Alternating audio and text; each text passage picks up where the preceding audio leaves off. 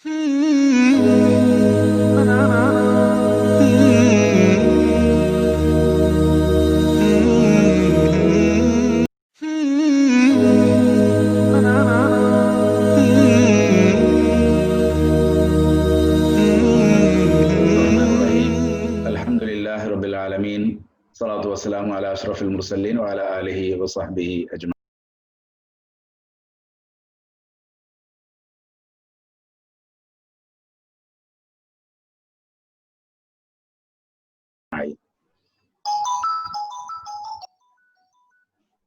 മർദ്ദിതർക്കൊപ്പം മനുഷ്യർക്കൊപ്പം എന്ന സന്ദേശവുമായി ഇന്ന് ലോകത്ത് നടന്നുകൊണ്ടിരിക്കുന്ന സകല അധാർമികതയ്ക്കെതിരെയും കറുപ്പിനോടും ചില പ്രത്യേക മതങ്ങളോടും ചില മനുഷ്യരോടുമുള്ള വളരെ വികൃതമായ മനുഷ്യത്വരഹിതമായ പ്രവർത്തനങ്ങൾക്കെതിരെ അതിൽ മർദ്ദനവും പീഡനവും അനുഭവിക്കുന്ന ആളുകളോട് ഐക്യദാർഢ്യം പുലർത്തുവാൻ വേണ്ടി ആണ് ലോകത്ത് മുഴുവൻ ഇങ്ങനെയുള്ള ഐക്യദാർഢ്യം നിർവഹിക്കാൻ വേണ്ടി ഉള്ള പ്രവർത്തനങ്ങൾ നടക്കുകയാണ്. അതിനോട് അരിചേർന്ന് നിന്നുകൊണ്ട് ഐക്യദാർഢ്യം പുലർത്തുക എന്ന ഉദ്ദേശത്തോടു കൂടിയാണ് UAE ഇസ്ലാഹി സെന്ററും കുവൈത്ത് ഇസ്ലാഹി സെന്ററും സംയുക്തമായി ഇങ്ങനെ ഒരു സന്ദേശം ലോകത്തോട് പറയാനായി, ഞങ്ങളും നിങ്ങളുടെ കൂടെ ഉണ്ട്, ഞങ്ങളും ഈ പ്രവണതകൾക്കെതിരാണ് എന്ന് ഉറക്കെ വിളിച്ചു പറയാനായി ഇങ്ങനെ ഒരു വേദി സംഘടിപ്പിച്ചിരിക്കുന്നത്. പണ്ട് മുതലേ നൂറ്റാണ്ടുകൾക്ക് മുമ്പ് തന്നെ ഈ കറുപ്പ് വെളുപ്പ് എന്ന വിവേചനവും മതവുമായി ബന്ധപ്പെട്ട വിവേചനങ്ങളും ചില മനുഷ്യരെ അകറ്റി നിർത്താനുള്ള പ്രവണതകളും ഒക്കെ നൂറ്റാണ്ടുകൾക്ക് മുമ്പേ തന്നെ ഉണ്ടായിരുന്നു. അറേബ്യയും റോമും പേർഷ്യയുമെല്ലാം അതിന് പേരുകേട്ട സ്ഥലങ്ങളായിരുന്നു എന്നത് ചരിത്രം നമുക്ക് പറഞ്ഞു തരുന്ന കാര്യമാണ്. ഇസ്ലാം വന്നതോടുകൂടി, അഥവാ പരിശുദ്ധ പ്രവാചകൻ മുഹമ്മദ് നബി സല്ലല്ലാഹു അലൈഹി വസല്ലം ആണ് ഈ പ്രവണതകൾ 14 നൂറ്റാണ്ടുകൾക്ക് മുമ്പ് അവസാനിപ്പിച്ചത്. അദ്ദേഹം വളരെ കൃത്യമായി പറഞ്ഞു, ലാ ഫദ്ല ലി അറബിയ്യൻ അലാ അജമി വലാ ലി അബിയദ് അലാ അസ്വദ് ഇല്ലാ ബിത്തഖ്വ. അറബിക്ക് അനറബിയേക്കാളോ വെളുത്തവന് കറുത്തവനേക്കാളോ അശേഷം പ്രാധാന്യമില്ല ഭക്തിയും ധർമ്മവും സത്പ്രവർത്തനങ്ങളുമല്ലാതെ. അങ്ങനെയുള്ള പ്രവർത്തനങ്ങൾക്ക് മാത്രമാണ് പ്രാധാന്യമുള്ളത് എന്ന്. അത് പറയുക മാത്രമല്ല, കറുത്തവനായ ബിലാലിനെ ചേർത്ത് പിടിച്ച് തന്റെ പാനപാത്രം അദ്ദേഹത്തിന് കുടിക്കാൻ കൊടുത്ത് തന്നോട് ചേർത്ത് ഇരുത്തി ലോകത്തിന് മുമ്പാകെ അത് കാണിച്ചു കൊടുത്തു. മക്ക വിജയം എന്ന് പറയുന്ന ലോകത്തിലെ ഒരു വലിയ ചരിത്ര മുഹൂർത്തത്തിന് സാക്ഷിയായി ആ സംഭവം ലോകത്തോട് പ്രഖ്യാപിക്കാൻ വേണ്ടി അനേകായിരം ആളുകളിൽ നിന്ന് പരിശുദ്ധ പ്രവാചകൻ തെരഞ്ഞെടുത്തത് കറുത്തവനായ അടിമ വംശത്തിൽ പിറന്നുപോയ നീഗ്രോ വംശജനായ ബിലാലിനെയായിരുന്നു. ഇത് തത്വം പ്രസംഗിക്കുന്നതിന്റെ അപ്പുറം പ്രായോഗികമായി ലോകത്തോട് ഈ സന്ദേശം പറഞ്ഞു കൊടുക്കുകയായിരുന്നു. അതുപോലെ തന്നെ മതത്തിന്റെ കാര്യത്തിലും, മതം എന്ന് പറയുന്നത് ഒരു അഭിപ്രായം സ്വീകരിക്കാനുള്ള ആ ഒരു സ്വാതന്ത്ര്യമാണ്. ഒരു ജൂതന്റെ മയ്യത്ത് കൊണ്ടുപോകുമ്പോൾ എഴുന്നേറ്റ് നിന്ന് ആദരവ് പ്രകടിപ്പിച്ചുകൊണ്ട് അഭിപ്രായ വ്യത്യാസങ്ങളിൽ ഏതാണ് ശരി തെറ്റ് എന്നുള്ളത് മാത്രമാണ് പ്രശ്നം, മനുഷ്യനാവുക, ഏത് മതത്തിലാവുക എന്നതല്ല പ്രശ്നം എന്ന് മതത്തിന്റെ തമ്മിലുള്ള വിവേചനം ശരിയല്ല എന്ന് ലോകത്തെ അദ്ദേഹം പഠിപ്പിക്കുകയുണ്ടായി. ഞാൻ സുദീർഘമായി സംസാരിക്കുന്നില്ല. പിന്നീട് കുറെ കാലം അത് നിർത്തലാക്കി, പല പ്രദേശങ്ങളിലും അത് ഇല്ലാതെ വന്നു. ഈ അടുത്ത് പിന്നീട് വീണ്ടും അത് തുടങ്ങിയത് ശരിക്കും പറഞ്ഞാൽ ഇംഗ്ലീഷുകാരാണ് എന്ന് പറയാൻ കഴിയും. ചില ദുഷ്പ്രവണതകളോട്, ചില ദുഃഖങ്ങളോട്, വിഷമങ്ങളോട്, പ്രയാസങ്ങളോട് കറുപ്പ് എന്ന നിറത്തെ ചേർത്ത് പറയുന്ന ഒരു പ്രവണത ഇംഗ്ലീഷുകാർ കുറെ മുമ്പേ തുടങ്ങുകയുണ്ടായി. ഞാനതിന്റെ ഉദാഹരണങ്ങളിലേക്കോ ചരിത്രങ്ങളിലേക്കോ ഒന്നും പോകുന്നില്ല, അതിനുള്ള സമയം എനിക്കില്ല. അങ്ങനെ ഈ ദുഃഖവും വിഷമവും വേണ്ടാത്തരങ്ങളുമെല്ലാം അതിൻ്റെയൊക്കെ പ്രതീകമായി കറുപ്പിനെ ചിത്രീകരിക്കുകയും കറുത്ത വർഗക്കാരായ ആളുകളെ അതുകൊണ്ട് തന്നെ അവർ മോശക്കാരാണ്, അവർ കൊള്ളരുതാത്തവരാണ്, അവർ മർദ്ദിക്കപ്പെടേണ്ടവരാണ് എന്ന ഒരു സന്ദേശം ലോകത്തോട് പറയുകയും ചെയ്യാൻ വേണ്ടി വളരെയേറെ ശ്രമിച്ചുകൊണ്ടിരിക്കുന്ന കാഴ്ചയാണ് നമ്മൾ കണ്ടത്. അതിന്റെ ഏറ്റവും അവസാനത്തെ ഉദാഹരണമാണ് ജോർജ് ഫ്ലോയിഡിന്റെ അതിദാരുണമായ കൊലപാതകം. ഈ 2-3 ദിവസങ്ങൾക്ക് മുമ്പ് ഉണ്ടായ കൊലപാതകം എന്ന് പറയുന്നത് അമേരിക്ക മുഴുവൻ കത്തുകയുണ്ടായി.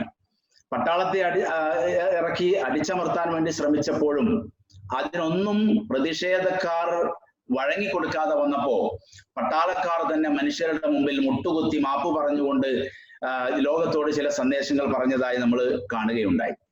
നമ്മുടെ രാജ്യമായ നാം ഏറെ സ്നേഹിക്കുന്ന ഭാരതവും ഇന്ത്യ മഹാരാജ്യവും ഇങ്ങനെയുള്ള ചില പ്രവണതകൾ കുറച്ച് വർഷങ്ങളായി നാം കണ്ടുകൊണ്ടിരിക്കുകയാണ്.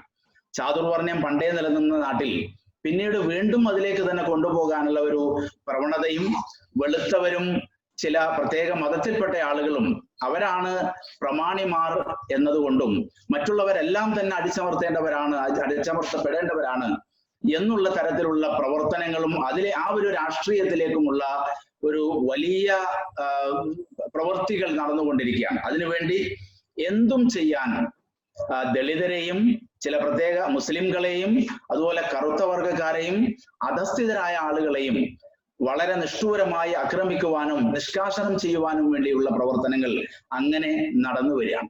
അതിന്റെ ഏറ്റവും അടുത്ത ഉദാഹരണമാണ്. അതിനുവേണ്ടി അവർക്ക് എന്തും ചെയ്യാം.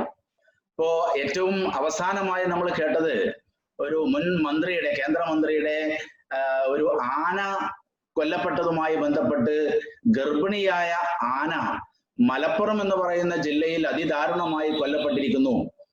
പലപ്പോഴായി ഇങ്ങനെയുള്ള നൂറുകണക്കിന് ആനകൾ കൊല്ലപ്പെടുന്നു. മലപ്പുറം ജില്ല എന്ന് പറയുന്നത് ഇങ്ങനെയൊക്കെയാണ്. ഞാനത് പറയേണ്ടതില്ല, മീഡിയയിലൂടെ നമ്മൾ എല്ലാവരും കണ്ടതാണ്. ഇത് പറഞ്ഞപ്പോ അവരുടെ മനസ്സിലുണ്ടായിരുന്നത് ആന വധിക്കപ്പെടുക എന്നുള്ളതിനേക്കാൾ അപ്പുറം ആന ചരിഞ്ഞത് അത് മലപ്പുറത്തേക്ക് ചെരിഞ്ഞു എന്നുള്ളതാണ് ഏറ്റവും വലിയ പ്രശ്നമായി വന്നത്.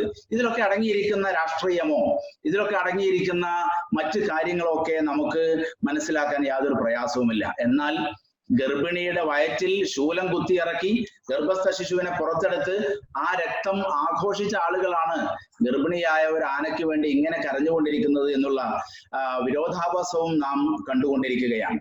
അപ്പൊ അതുകൊണ്ട് ഞാൻ ധാരാളമായി സംസാരിക്കുന്നില്ല. KN സാറും അതുപോലെ തന്നെ ഡോക്ടർ ജാബിറും ഒക്കെ നമുക്ക് ശേഷം സംസാരിക്കാനിരിക്കുകയാണ്. അതുകൊണ്ട് ഇതിനൊരു പരിഹാരം എന്ന് പറയുന്നത് 14 നൂറ്റാണ്ടുകൾക്ക് മുമ്പ് ഞാൻ നേരത്തെ പറഞ്ഞതുപോലെ കറുത്തവനെ ചേർത്ത് പിടിച്ചുകൊണ്ട് അറബിക്കോ വെളുത്തവനോ മറ്റുള്ളവരെക്കാൾ ഒരു സ്ഥാനവുമില്ല എന്ന് പറഞ്ഞ ആ ഒരു പ്രത്യയശാസ്ത്രം, ആ ഒരു രീതിശാസ്ത്രം അതിൽ ഉള്ളിലായിരുന്നാലും പുറത്താണെങ്കിലും അത് സ്വീകരിക്കുക എന്നുള്ളതാണ്. മനുഷ്യനാണ്, മനുഷ്യൻ ഒന്നാണ്. അവന്റെ രക്തത്തിന് അവന്റെ മറ്റെല്ലാത്തിനും തന്നെ ഒരേ നിറമാണ്, യാതൊരു വ്യത്യാസവുമില്ല.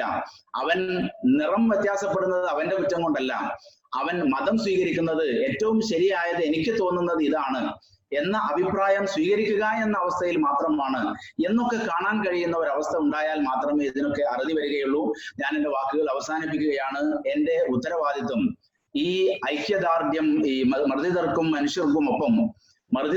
മനുഷ്യർക്കൊപ്പം എന്ന ഈ പ്രമേയത്തെ അധികരിച്ചുകൊണ്ട് ഐക്യദാർഢ്യം നിർവഹിക്കുന്ന ഈ പരിപാടിയിലേക്ക് അതിൽ സംബന്ധിക്കുന്ന എല്ലാവരെയും സ്നേഹപുരസ്സം വളരെ ഹാർദമായി സ്വാഗതം ചെയ്യുക എന്നതാണ് എൻ്റെ ദൗത്യം. ഈ യോഗത്തിൽ നമുക്ക് അധ്യക്ഷം വഹിക്കുന്നത് കുവൈത്ത് ഇസ്ലാഹി സെന്റർ പ്രസിഡന്റ് കൂടിയായ ബഹുമാനപ്പെട്ട ഇബ്രാഹിം കുട്ടി സലഫി അവർകളാണ്. അദ്ദേഹത്തെ ഈ യോഗത്തിലേക്ക്, ഈ പരിപാടിയിലേക്ക് ഹാർദമായി ഞാൻ സ്വാഗതം ചെയ്യുകയാണ്. അതുപോലെ തന്നെ 2 പ്രഗത്ഭമതികളായ പ്രഭാഷകരാണ് നമുക്ക് ഈ പരിപാടിയിൽ അതിഥികളായി കിട്ടിയിട്ടുള്ളത്.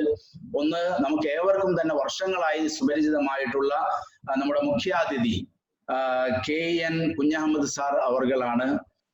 ഏറ്റവും നല്ല പ്രഭാഷകനും എഴുത്തുകാരനും ചിന്തകനും മറ്റെല്ലാമാണ്. കേരളക്കാർക്ക് KN കുഞ്ഞഹമ്മദ് സാറിനെ ഒരു നിലക്കും പരിചയപ്പെടുത്തേണ്ട ഒരാവശ്യവുമില്ല. നമ്മളൊക്കെ വളരെ ചെറുപ്പം മുതൽ തന്നെ അദ്ദേഹത്തിന്റെ പ്രഭാഷണങ്ങളും ചിന്തകളും എഴുത്തുകളും എല്ലാം അനുഭവിക്കുകയും വായിക്കുകയും ഒക്കെ ചെയ്തുകൊണ്ടിരിക്കുകയാണ്. അഭിപ്രായങ്ങളിൽ വ്യത്യാസവും അനുകൂലവും ഒക്കെ ഉണ്ടായിരുന്നാൽ തന്നെയും നാം വളരെ ഗഹനമായി വായിക്കുകയും നിലവിലുള്ള വിഷയങ്ങളെ മനസ്സിലാക്കുവാൻ വേണ്ടി അവലംബിക്കുകയും ഒക്കെ ചെയ്യുന്ന ഒരു പ്രതിഭ കൂടിയാണ് KN കുഞ്ഞഹമ്മദ് സാർ. അദ്ദേഹത്തെ മുഖ്യാതിഥിയായും ഈ യോഗത്തിൽ പ്രഭാഷണം നിർവഹിക്കുന്നതിനും വേണ്ടി സസ്നേഹം ബഹുമാന പുരസ്സരം സ്വാഗതം ചെയ്യുകയാണ്. അതുപോലെ തന്നെ പിന്നീട് പ്രധാന പ്രഭാഷണം നിർവഹിക്കുന്നത് പ്രഭാഷകനും എഴുത്തുകാരനും സംഘാടകനും KNM-ന്റെ സംസ്ഥാന സെക്രട്ടറിമാരിൽ ഒരാളും സർവോപരി എൻ്റെ ഭാര്യ സഹോദരിയുടെ ഭർത്താവ് കൂടിയായ എൻ്റെ വിദ്യാർത്ഥി കൂടിയായ ഡോക്ടർ ജാബിർ അമാനി അവർകളാണ്. അദ്ദേഹത്തെയും ഈ പരിപാടിയിലേക്ക് വളരെ സ്നേഹത്തോടെ ബഹുമാനത്തോടെ ഞാൻ സ്വാഗതം ചെയ്യുകയും ചെയ്തുകൊണ്ട് അധ്യക്ഷ സ്ഥാനത്തേക്ക് വേണ്ടി ഇബ്രാഹിം കുട്ടി സലഫിയെ സാദരം സസ്നേഹം ക്ഷണിച്ചുകൊണ്ട് ഞാൻ എൻ്റെ വാക്കുകൾ അവസാനിപ്പിക്കുന്നു. വാഹിറു ദഅ്വാനാ അൽഹംദുലില്ലാഹി റബ്ബിൽ ആലമീൻ. അസ്സലാമു അലൈക്കും വറഹ്മത്തുള്ളാഹി വബറകാതുഹു.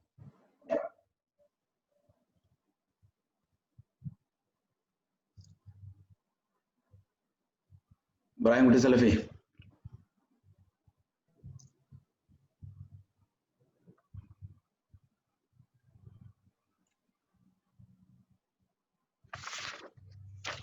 അസ്സലാമു അലൈക്കും വറഹ്മത്തുള്ളാഹി വബറകാതുഹു. അൽഹംദുലില്ലാഹ് സ്വലാത്തു വസ്സലാമു അലാ അഷ്റഫിൽ മുർസലീൻ വഅലാ ആലിഹി വസഹ്ബിഹി അജ്മഈൻ. വബഅദ്.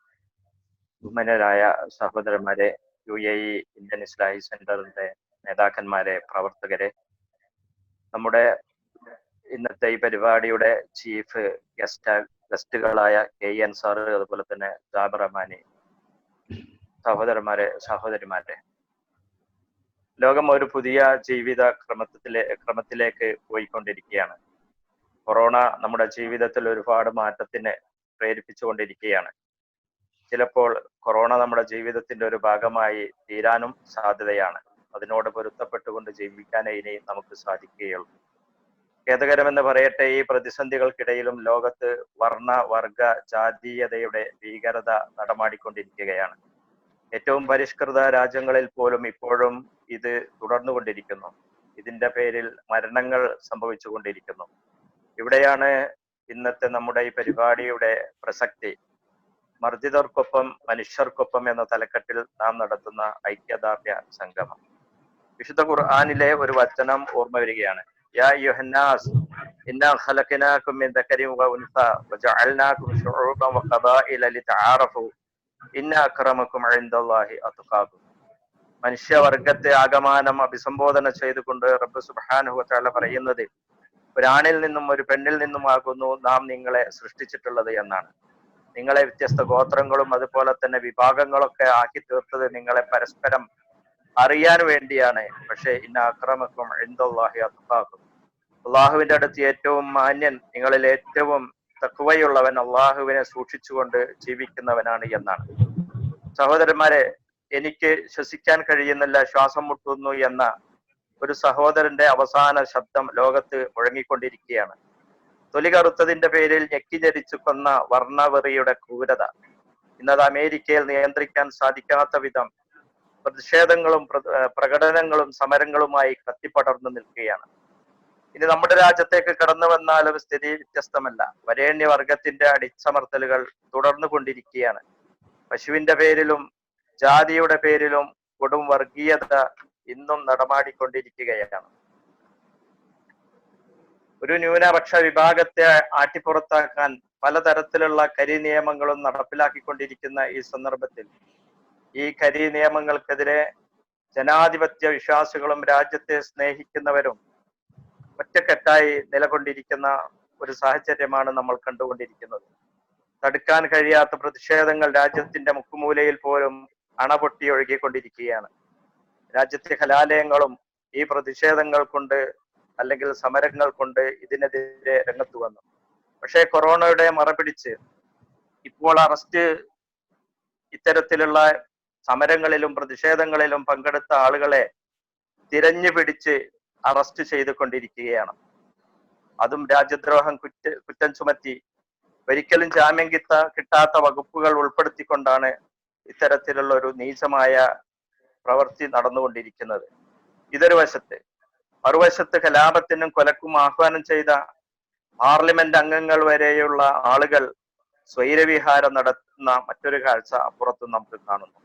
ഒരു ഗർഭിണി എന്ന പരിഗണന പോലും കൊടുക്കാതെ തടവറയിലാക്കിയ സഫൂറ എന്ന സഹോദരി, നേരിനും സത്യത്തിനും വിലയില്ലാത്ത അവസ്ഥ.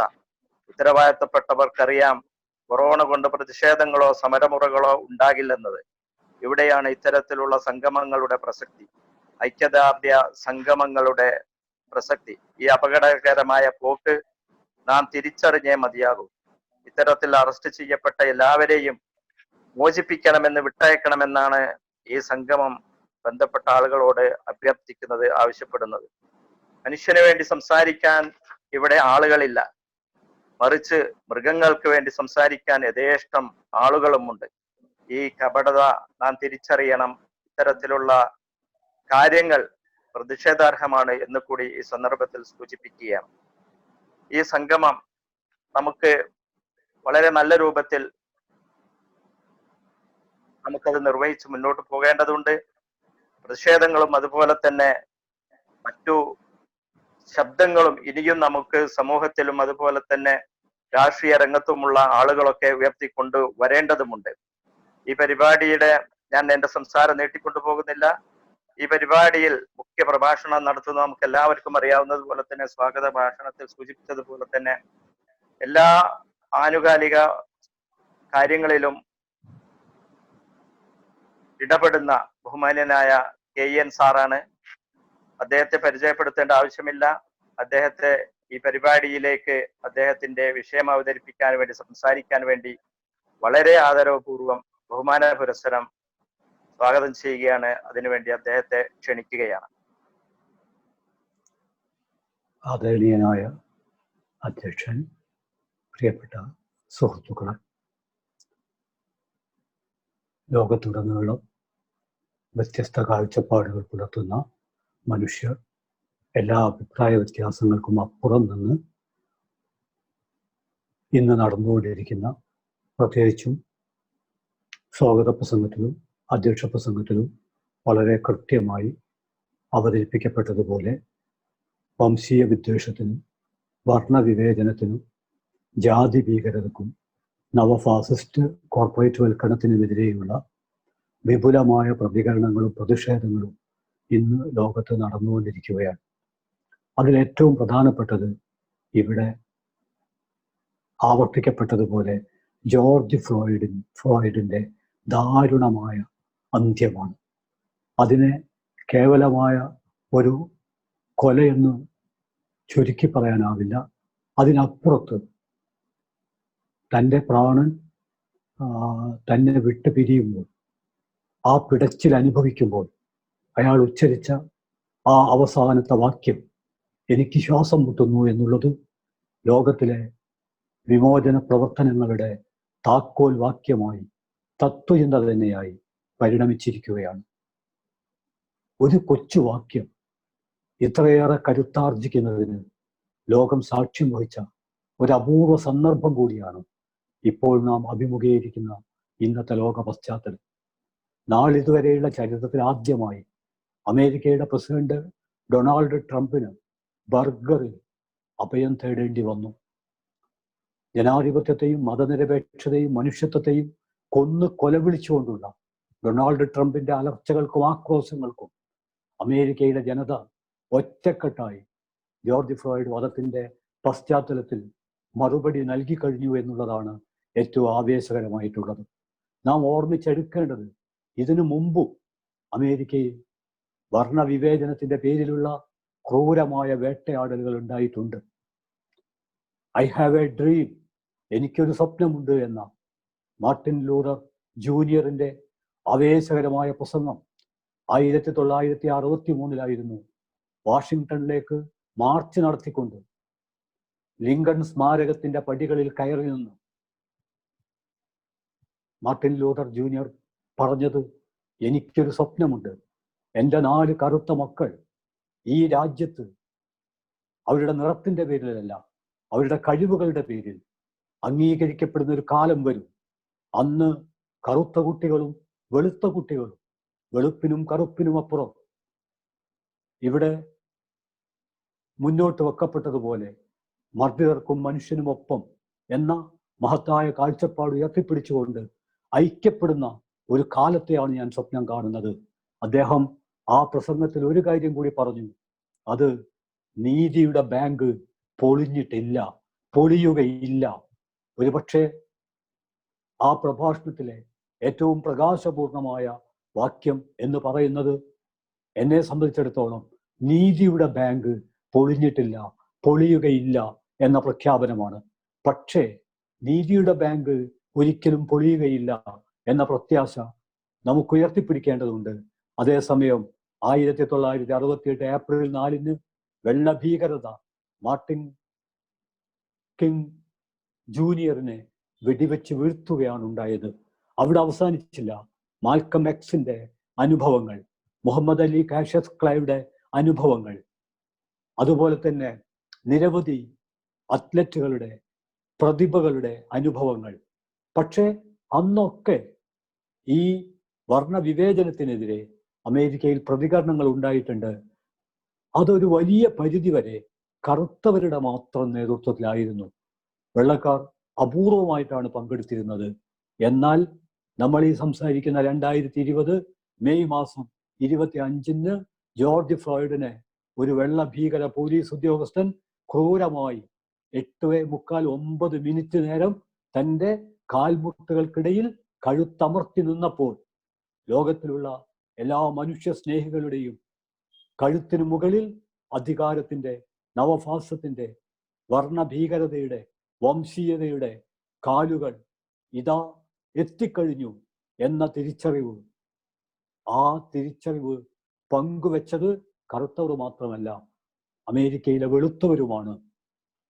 ഏതെങ്കിലും ഒരു പ്രദേശത്തല്ല, എല്ലാ പ്രദേശത്തും ആ സമരം ആഞ്ഞടിക്കുകയുണ്ടായി. അതുകൊണ്ട് ജോർജ് ഫ്ലോയ്ഡിനെ അനുസ്മരിക്കുമ്പോൾ ഒന്നാമത്തെ കാര്യം, ഇതുവരെ വന്ന സമരങ്ങളിൽ നിന്ന് ഒരു വലിയ ചുവടുവെപ്പ് മുന്നിലേക്ക് ഈ സമരം കടന്നിരിക്കുന്നു. അതിൻ്റെ കാരണം വർണ്ണവിവേചനത്തിനിരയായ ഒരു കറുത്ത മനുഷ്യന്റെ സങ്കടം, പ്രതിഷേധം പങ്കുവെക്കാൻ വർണ്ണവിവേചനത്തിനപ്പുറം ഞങ്ങളും മനുഷ്യർ, ഒറ്റക്കെട്ട്, നിറം, സമ്പത്ത്, പദവി, ഇതൊന്നും ഞങ്ങളെ വേർതിരിക്കുന്നില്ല. ഞങ്ങൾ നീതിയുടെ മുമ്പിൽ ഒരുമിച്ച് നിൽക്കുന്നു, നീതിക്ക് വേണ്ടി ഞങ്ങൾ പൊരുതുന്നു. ഇത് ആവേശകരമാണ്. എന്നാൽ ആ സമയത്ത് തന്നെ നേരത്തെ അധ്യക്ഷ പ്രസംഗത്തിലും അതിനു മുമ്പ് സ്വാഗത പ്രസംഗത്തിലും ഒക്കെ സൂചിപ്പിച്ച ഇന്ത്യൻ അവസ്ഥ നാം അഭിമുഖീകരിക്കേണ്ടതുണ്ട്. അങ്ങനെ അഭിമുഖീകരിക്കുമ്പോൾ നമുക്ക് മനസ്സിലാക്കാൻ കഴിയുന്ന ഏറ്റവും പ്രാഥമികമായ കാര്യം, ഡൽഹിയിലെ വംശഹത്യയുടെ നേരത്ത് കൊല ചെയ്യപ്പെട്ട ഒരു യുവാവുണ്ട്, 23 വയസ്സ് പ്രായം, ഫൈസാൻ എന്നാണ് ആ യുവാവിന്റെ പേര്. ഫൈസാൻ എന്ന യുവാവിനോട് ദേശീയ ഗാനം പാടാൻ ആവശ്യപ്പെട്ടത് അദ്ദേഹത്തിന്റെ മുതുകത്ത് തുടർച്ചയായി ഇടിച്ചുകൊണ്ടാണ്. ഒരു കലാപത്തിലും പങ്കില്ലാത്ത നിരപരാധിയായ യുവാവിനെ, 23 വയസ്സുള്ള യുവാവിനെ ഡൽഹിയിലെ പോലീസ് ക്രൂരമായി ഇടിച്ചിടിച്ച് കൊല്ലുകയാണ് ഉണ്ടായത്. ആ ഇടിയുടെ ആഘാതത്തിൽ ദേശീയ ഗാനം നിർബന്ധമായി പാടിപ്പിച്ച് ലോകത്തിലെ ഒരു ദേശീയതയും ദേശീയ ഗാനം നിർബന്ധമായി ഇടിച്ചു ചൊല്ലിപ്പിക്കണമെന്ന് ഒരു പുസ്തകത്തിലും ഒരു വകുപ്പിലും ഉൾപ്പെടുത്തിയിട്ടില്ല. എന്നിട്ടും അത് ചെയ്ത് അതിൻ്റെ തുടർച്ചയിൽ ഫൈസാൻ മരിക്കുകയാണ് ഉണ്ടായത്. ജോർജ് ഫ്ലോയ്ഡ് ഇന്ന് ലോകമാകെ ഒരു കൊടുങ്കാറ്റ് പോലെ ആഞ്ഞടിക്കുന്ന മഹാപ്രതിഷേധത്തിന്റെ ഗംഭീരമായ ഒരു ആമുഖമായി തീർന്നെങ്കിൽ 23 വയസ്സുള്ള ഡൽഹിക്കാരനായ ഫൈസാൻ എന്ന യുവാവ് ഡൽഹിയിലെ പോലീസിന്റെ ക്രൂരമായ മർദ്ദനത്തെ തുടർന്ന് മരിക്കുമ്പോൾ ആ വാർത്ത അതേപോലെ ലോകമാകെ അറിയുന്ന ഒന്നായി തീരുന്നില്ല എന്ന് നാം തിരിച്ചറിയേണ്ടതുണ്ട്. ഞാൻ സൂചിപ്പിക്കുന്നത്, ഇന്ത്യക്കകത്ത് പ്രതിഷേധമുണ്ടായി. സുപ്രീം കോടതി ജഡ്ജ് ആദരണീയനായ ജസ്റ്റിസ് ജോസഫ്, അതുപോലെ തന്നെ ഹൈക്കോർട്ടിലെ ആദരണീയനായ ജസ്റ്റിസ് മുരളീധർ, നമ്മുടെ മാധ്യമങ്ങൾ, ജനാധിപത്യ മതനിരപേക്ഷ കാഴ്ചപ്പാട് പുലർത്തുന്ന മനുഷ്യർ, അവരെല്ലാം പ്രതിഷേധിച്ചു. പക്ഷേ ആ പ്രതിഷേധത്തിന് ഒരു ലോകമാനം കൈവരിക്കാൻ കഴിയാതെ പോയി.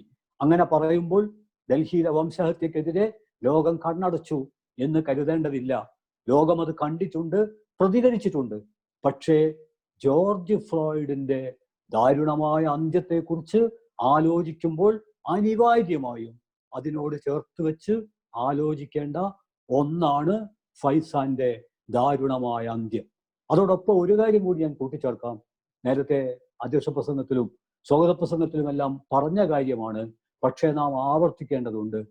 ഡൽഹിയിലെ വംശഹത്യ, 2020 ഡൽഹിയിലെ വംശഹത്യ ഒരർത്ഥത്തിൽ സമാനതകൾ ഇല്ലാത്തതാണ്. 1984 ഡൽഹിയിലെ സിഖ് വേട്ടയുണ്ട്. അത് ഭീകരമായിരുന്നു. പക്ഷേ അതൊരു പ്രധാനമന്ത്രിയുടെ വധത്തിന്റെ പശ്ചാത്തലത്തിലായിരുന്നു. പ്രധാനമന്ത്രിയെ വധിച്ചത് സിഖ് ഭീകരരാണെങ്കിൽ സിഖ് ഭീകരർക്കെതിരെയാണ് ശിക്ഷാ നടപടികൾ, നിയമ നടപടികൾ കൈക്കൊള്ളേണ്ടത്. പക്ഷെ നിരപരാധികളായ ആയിരക്കണക്കിന് പതിനായിരക്കണക്കിന് സിഖ് ജനതക്കെതിരെയാണ്. പക്ഷെ അപ്പോഴും ഒരു രാഷ്ട്രത്തെ നടുക്കിയ പ്രധാനമന്ത്രിയുടെ ഇന്ദിരാഗാന്ധിയുടെ വധത്തിന്റെ ഒരു പശ്ചാത്തലത്തിന്റെ മറവിലായിരുന്നു അത് ചെയ്തത് എന്ന് കാണാൻ പറ്റും. 1992 ശേഷം നിരവധി വർഗീയ കലാപങ്ങൾ, മുസ്ലിങ്ങൾക്ക് നേരെയുള്ള ആക്രമണങ്ങൾ ഉണ്ടായിട്ടുണ്ട്. ബാബറി മസ്ജിദ് തകർച്ചയുടെ പശ്ചാത്തലത്തിൽ ബോംബെ റയറ്റിനെ കുറിച്ച് ശ്രീകൃഷ്ണ കമ്മീഷൻ റിപ്പോർട്ടുണ്ട്. പക്ഷേ വേണമെങ്കിൽ നമുക്ക് പറയാം അത് ബാബറി മസ്ജിദ് ഇടിച്ചു പൊളിച്ച, ഫാസിസ്റ്റുകൾ ഇടിച്ചു പൊളിച്ച പശ്ചാത്തലത്തിൽ അവർ തന്നെ നടത്തിയതാണ് എന്ന് പറയാം. 2002 ഗുജറാത്ത് വംശഹത്യയുണ്ട്. വേണമെങ്കിൽ ഗോദ്രയിൽ നടന്ന, സംഭവിക്കാൻ പാടില്ലാത്ത ഒരു വലിയ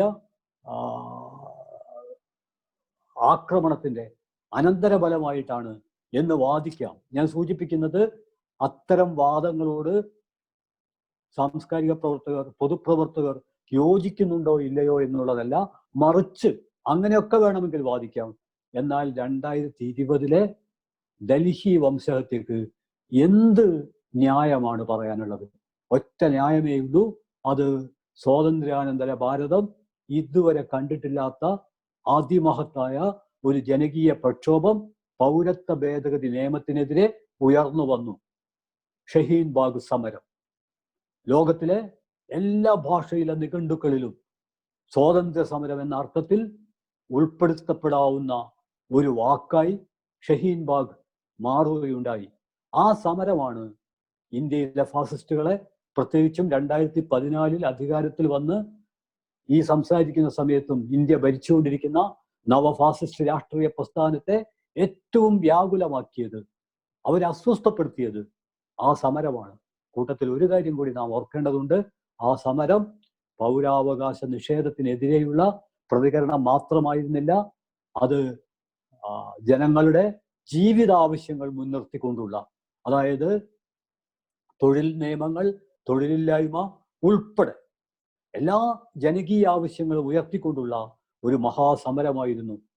മാത്രമല്ല ആ സമരം മഹാത്മാഗാന്ധി ഇന്ത്യയുടെ സ്വാതന്ത്ര്യ സമരകാലത്ത്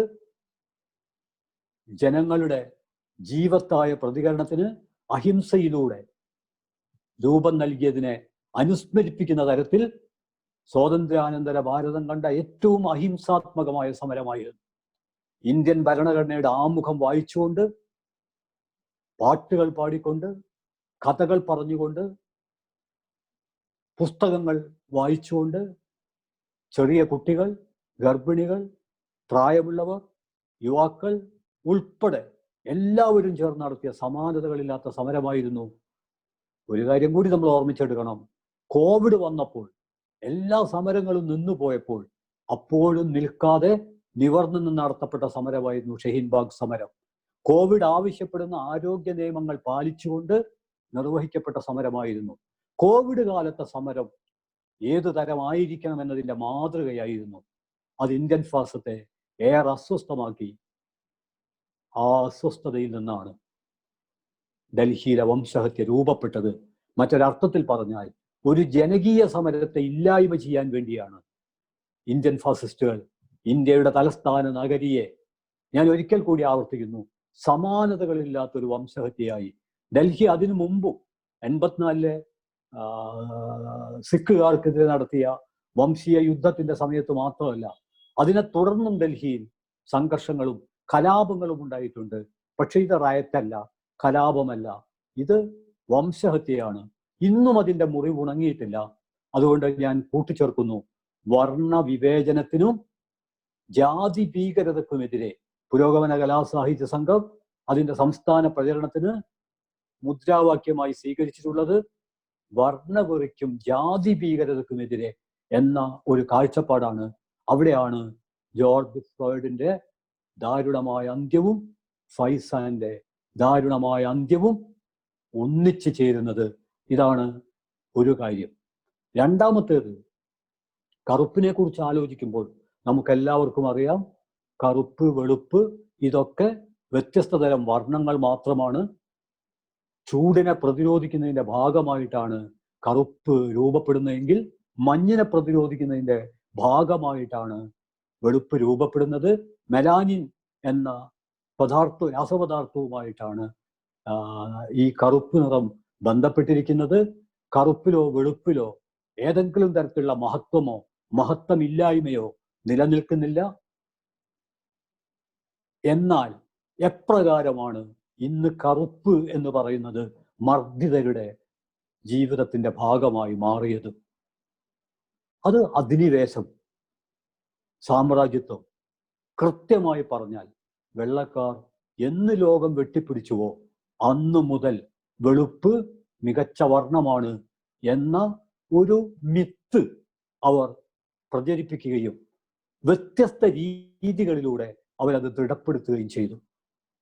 അതും അന്നു മുതലാണ് കറുപ്പ് ഒരു കുറ്റമായി, കളങ്കമായി, വൈരൂപ്യമായി, ഒഴിച്ചു നിർത്തപ്പെടേണ്ടതായി നമ്മുടെ ജീവിതത്തിലേക്ക് വരുന്നത്.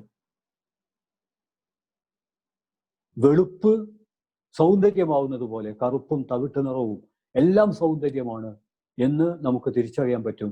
പക്ഷേ അധിനിവേശം കീഴ്പ്പെടുത്തിയ രാജ്യങ്ങളിലെ ജനങ്ങളുടെ നിറത്തെയും ഭാഷയെയും വസ്ത്രത്തെയും വിശ്വാസങ്ങളെയും എല്ലാം രണ്ടാം തരമായി കൊള്ളരുതാത്തതായി മുദ്ര കുത്തുകയാണ് ഉണ്ടായത്.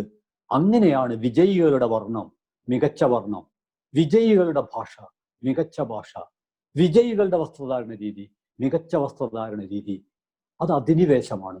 അധിനിവേശത്തെക്കുറിച്ചുള്ള ഏറ്റവും സംക്ഷിപ്തമായ ഒരു നിർവചനം നൽകാമെങ്കിൽ ഞാൻ വിചാരിക്കുന്നു പലരും ഇതിനു മുമ്പ് നൽകി കഴിഞ്ഞൊരു നിർവചനം തന്നെയാണ്. നമ്മുടെ ജീവിതത്തിൽ വ്യക്തികൾക്കോ സമൂഹത്തിനോ തിരഞ്ഞെടുപ്പിനുള്ള അനേകം അവസരങ്ങൾ ഉണ്ടായിരിക്കെ ആ അവസരങ്ങൾ അപ്രത്യക്ഷമാകുമ്പോഴാണ്, അല്ലെങ്കിൽ തെരഞ്ഞെടുപ്പിനുള്ള വ്യക്തികളുടെയും സമൂഹത്തിൻ്റെയും അവസരങ്ങളെ ഇല്ലാതാക്കുമ്പോഴാണ് അധിനിവേശം കടന്നു വരുന്നത്. ഒരു ഉദാഹരണം ഇന്ത്യൻ പശ്ചാത്തലത്തിൽ നിന്നും പറഞ്ഞാൽ, JNUവിൽ ഫാസിസ്റ്റുകൾ നടത്തിയ ഏറ്റവും വലിയ വിമർശനം ഒരു ശത്രു രാജ്യത്തോടെന്ന പോലെ ഇന്ത്യയിലെ ഏറ്റവും പ്രബുദ്ധമായ ഒരു വൈജ്ഞാനിക കേന്ദ്രത്തിനെതിരെ ആക്രമണം നടത്താൻ അവർ പറഞ്ഞ ന്യായം, അവർ ബീഫ് തിന്നുന്നു, അവർ മഹിഷാസുരനെ പൂജിക്കുന്നു എന്നുള്ളതാണ്. നമുക്ക് ആലോചിക്കാവുന്നതാണ്. ആർക്കും മഹിഷാസുരനെ പൂജിക്കാം, പൂജിക്കാതിരിക്കാം.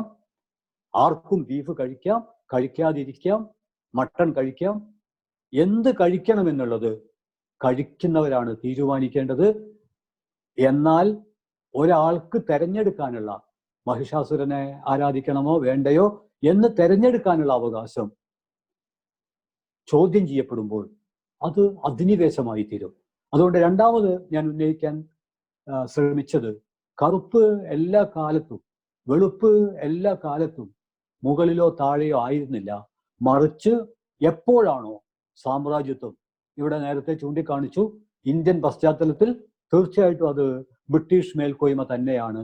എന്നാൽ ബ്രിട്ടീഷ് മേൽക്കോയ്മക്ക് മുമ്പും പലതരം മേൽക്കോയ്മകൾ വന്നിട്ടുണ്ട്. ഏറ്റവും ചുരുക്കി പറഞ്ഞാൽ കറുത്തവരെ അടിമകളാക്കിയ, അവരെ ആവാൻ അനുവദിക്കാതിരിക്കുക മാത്രമല്ല, അവർ മനുഷ്യരെ അല്ല. അവർക്ക് കാഴ്ചയിൽ മനുഷ്യരുമായി ചില സാദൃശ്യങ്ങൾ ഉണ്ടെങ്കിലും അവരെ കൃത്യമായും മനുഷ്യരെന്ന് വിളിക്കാനാവില്ല എന്ന് പറഞ്ഞത് വലിയ ചിന്തകരാണ് എന്ന് നമ്മൾ ഓർക്കണം. ഇമ്മാനുവൽ കാന്റിനെ പോലുള്ള വലിയ തത്വചിന്തകർ, ഇവർക്ക് ചില ക്ഷുദ്രവാസനകളല്ലാതെ മറ്റൊരു കഴിവുമില്ല. ഇവരെ മനുഷ്യരെന്ന് വിളിക്കാൻ കഴിയില്ല. കൗതുകകരമായ കാര്യം, വാട്ട് ഈസ് എൻലൈറ്റ്മെന്റ് എന്ന പ്രബന്ധം എഴുതിയ, എന്താണ് പ്രബുദ്ധത എന്ന പ്രബന്ധം എഴുതിയ ആളാണ്. 1784 പ്രസിദ്ധമായ ആ പ്രബന്ധം.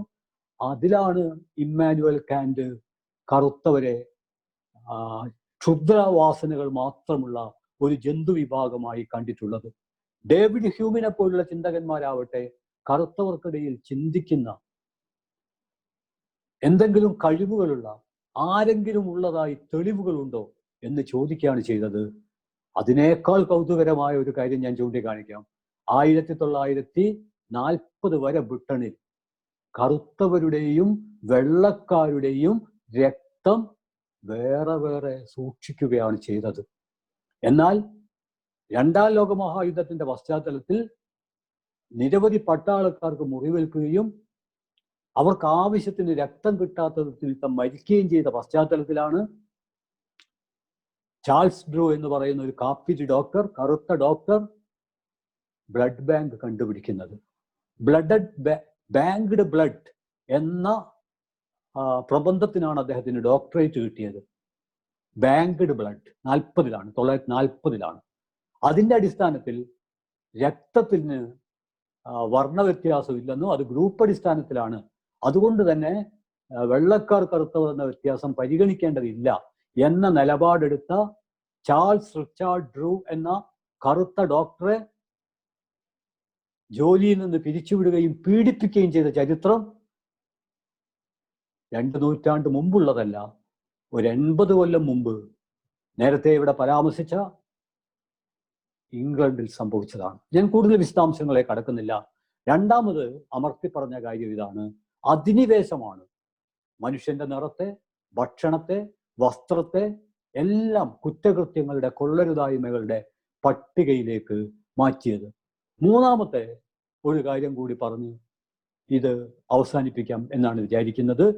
സമകാലീന പശ്ചാത്തലത്തിൽ ഞാൻ തുടക്കത്തിൽ പറഞ്ഞു, ജോർജ് ഫ്ലോയിഡിന്റെ അന്ത്യത്തെ തുടർന്നുണ്ടായ വലിയ പ്രക്ഷോഭം തീർച്ചയായിട്ടും ആവേശകരമാണ്. ഞാൻ ഇന്നലെ താനിക എന്ന് പറയുന്ന അമേരിക്കയിലെ ഒരു സ്ത്രീപക്ഷ കറുത്ത വർഗത്തിന്റെ അവകാശങ്ങൾക്ക് വേണ്ടി പൊരുതുന്ന ഒരു പ്രതിഭയുടെ വൈകാരികമായ ഒരു പ്രഭാഷണം കേൾക്കുകയുണ്ടായി.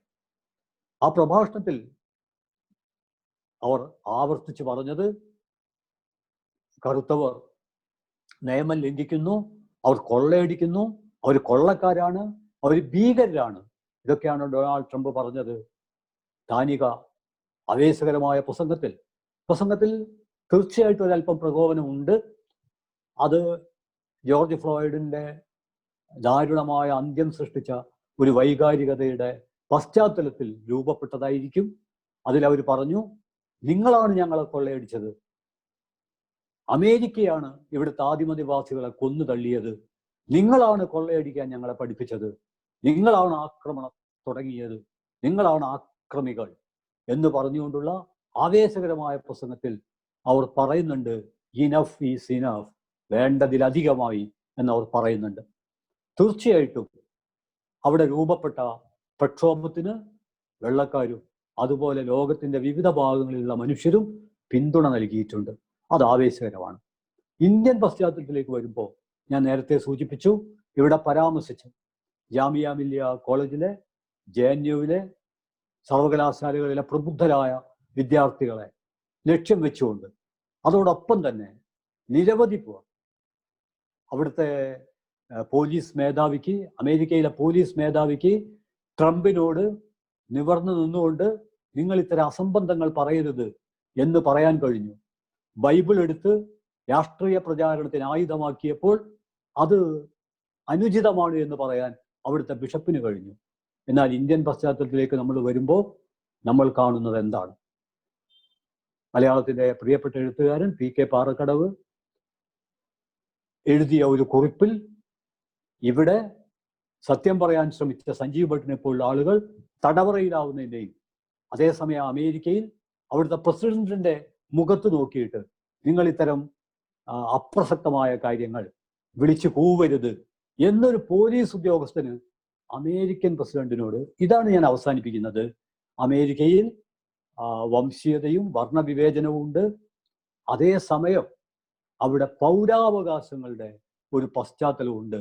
എന്നാൽ ഇന്ത്യയിലാകട്ടെ സഹസ്രാബ്ദങ്ങളായി നിലനിന്നു പോരുന്ന ജാതി ഭീകരത, ആ ജാതി ഭീകരതയെക്കുറിച്ച് അംബേദ്കർ പറയുന്ന ഏറ്റവും പ്രസക്തമായൊരു വാക്യമുണ്ട്. അദ്ദേഹം പറഞ്ഞത്, അടിമത്തത്തെക്കാൾ 100 ഇരട്ടി അപകടകരമാണ് അയിത്തം. മറ്റൊരർത്ഥത്തിൽ പറഞ്ഞാൽ അടിമത്തത്തെക്കാൾ എത്രയെത്രയോ ഇരട്ടി അപകടകരമാണ് അയിത്തത്തെ, അപരത്വത്തെ, അകൽച്ചയെ ആദർശവൽക്കരിക്കുന്ന ജാതി മേൽക്കോയ്മ വ്യവസ്ഥ. 30കളിൽ അംബേദ്കർ മഹാത്മാഗാന്ധിയോട് പറയുന്നുണ്ട്, ഗാന്ധി പറയുന്നുണ്ട്, സാമ്രാജ്യത്വ വിരുദ്ധ സമരത്തിൽ മറ്റെല്ലാ അഭിപ്രായ വ്യത്യാസങ്ങളും മാറ്റിവെച്ച് നമ്മൾ ഐക്യപ്പെടണം, അത് നമ്മുടെ രാഷ്ട്രത്തിന്റെ കാര്യമാണ് എന്ന് പറയുമ്പോൾ അംബേദ്കർ നെഞ്ചത്ത് കൈവച്ചുകൊണ്ട് പറയുന്നുണ്ട്, അതിന് മിസ്റ്റർ ഗാന്ധി എനിക്കൊരു മാതൃരാജ്യമില്ലല്ലോ. സത്യത്തിൽ അംബേദ്കർ അന്ന് പറഞ്ഞത് മറ്റൊരർത്ഥത്തിൽ ഇന്നും പ്രസക്തമാണ്. കാരണം കുടിയേറ്റ തൊഴിലാളികളുടെ കണ്ണീരിന് സാക്ഷിയാക്കി പല ചിന്തകരും പറഞ്ഞു, ഇന്ത്യ സത്യത്തിൽ 2 ഇന്ത്യയാണ്. ബഹിഷ്കൃതരുടെ ഇന്ത്യ, പുരസ്കൃതരുടെ ഇന്ത്യ. മറ്റൊരർത്ഥത്തിൽ പറഞ്ഞാൽ അമേരിക്കക്കും ഇത് ബാധകമായ ഒരു സന്ദർഭം ഉണ്ടായിരുന്നു. അവിടെയാണ് ഞാൻ അവസാനിപ്പിക്കുന്നത്. അതായത് 2000 ആണ്ടിന് ശേഷം ഉണ്ടായ 3 കാര്യങ്ങൾ ഞാൻ സൂചിപ്പിക്കാം. ഒന്ന്, 2001 ജനുവരി മാസത്തിൽ ഗുജറാത്തിലെ കച്ചിലുണ്ടായ ഭൂകമ്പം. രണ്ടാമത്തേത് 2005 അമേരിക്കയിലുണ്ടായ കത്രീന ചുഴലിക്കാറ്റ്. മൂന്നാമത്തേത് ലോകത്തെ ആകെ ഇന്ന് പിടിച്ചു കുലുക്കുന്ന COVID-19. ഇത് 3ഉം പരിഗണിച്ചാൽ വർണ്ണവിവേചനവും ജാതി ഭീകരതയും പരസ്പരം ഐക്യപ്പെട്ടുകൊണ്ട് ഭൂരിപക്ഷം വരുന്ന മനുഷ്യരെ എങ്ങനെയാണ് ദയാരഹിതമായി ജീവിതത്തിന്റെ പുറംപോക്കുകളിലേക്ക് എടുത്തെറിയുന്നത് എന്ന് വ്യക്തമാകും. ആദ്യം 2001 കച്ചിലെ ഭൂകമ്പത്തിൽ എന്തു സംഭവിച്ചു? കച്ചിലെ ഭൂകമ്പത്തിന് രാഷ്ട്രീയമില്ല.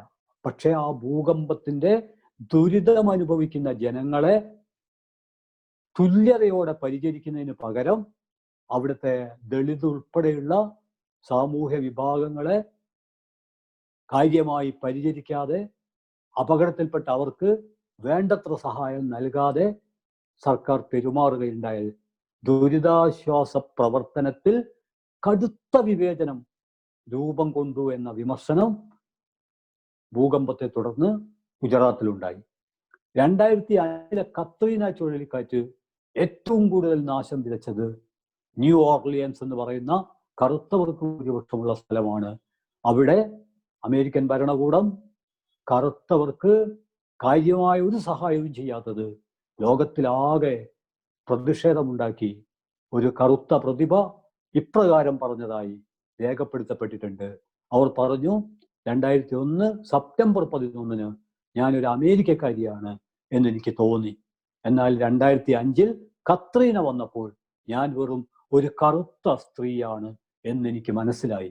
മറ്റൊരർത്ഥത്തിൽ പറഞ്ഞാൽ ഈ അപകടം വന്നപ്പോൾ അവർ സ്വന്തം രാജ്യത്ത് അഭയാർത്ഥികളായി തീർന്നു. ഞാൻ ചൂണ്ടിക്കാണിക്കുന്നത്, കച്ചിൽ ദളിതുകൾ വിവേചനത്തിന് വിധേയമായപ്പോൾ അമേരിക്കയിൽ കത്രീനയുടെ കാലത്ത് കറുത്തവർ കടുത്ത വിവേചനത്തിന് വിധേയമായി. ഇനി അമേരിക്കയെയും ഇന്ത്യയെയും ലോകത്തിലെ മറ്റെല്ലാ രാജ്യങ്ങളെയും പിടിച്ചുകുലുക്കുന്ന കോവിഡ് പരിശോധിച്ചാലോ? നമ്മൾ പൊതുവെ പറയും, കോവിഡ് കാലത്ത് എല്ലാവരും ഒരു ബോട്ടിലാണ് സഞ്ചരിച്ചുകൊണ്ടിരിക്കുന്നത്, സമ്പന്നനെന്നോ ദരിദ്രനെന്നോ വ്യത്യാസമില്ല. അതെല്ലാം പ്രാഥമികമായി ശരിയാണ്. കാരണം സമ്പന്നരും ദരിദ്രരും ഭരണാധികാരിയും പൗരരും ഒക്കെ ഈ കാലത്ത് അപകടത്തിൽപ്പെട്ടിട്ടുണ്ട്. പക്ഷേ ഈ രോഗം ഏറ്റവും കൂടുതൽ അനാഥമാക്കിയത്, അരക്ഷിതരാക്കിയത് ആരെയാണ്? ഞാൻ വിശദീകരിക്കുന്നില്ല, സമയപരിധി കൊണ്ട് തുടർന്നുള്ള പ്രഭാഷണങ്ങൾ നടക്കേണ്ടതുണ്ട്. പക്ഷെ ഞാൻ ഒരു കാര്യം, ഇന്ത്യയിലെ ഉത്തരേന്ത്യയിൽ നിന്ന് അജ്ഞാതനായ ഒരു പ്രതിഭ ഹിന്ദിയിൽ ഒരു പാട്ട്, ഒരു കവിത, ഒരു വിങ്ങിപ്പൊട്ടൻ അത് സോഷ്യൽ മീഡിയയിൽ വൈറലായിട്ടുള്ള ഒന്നാണ്.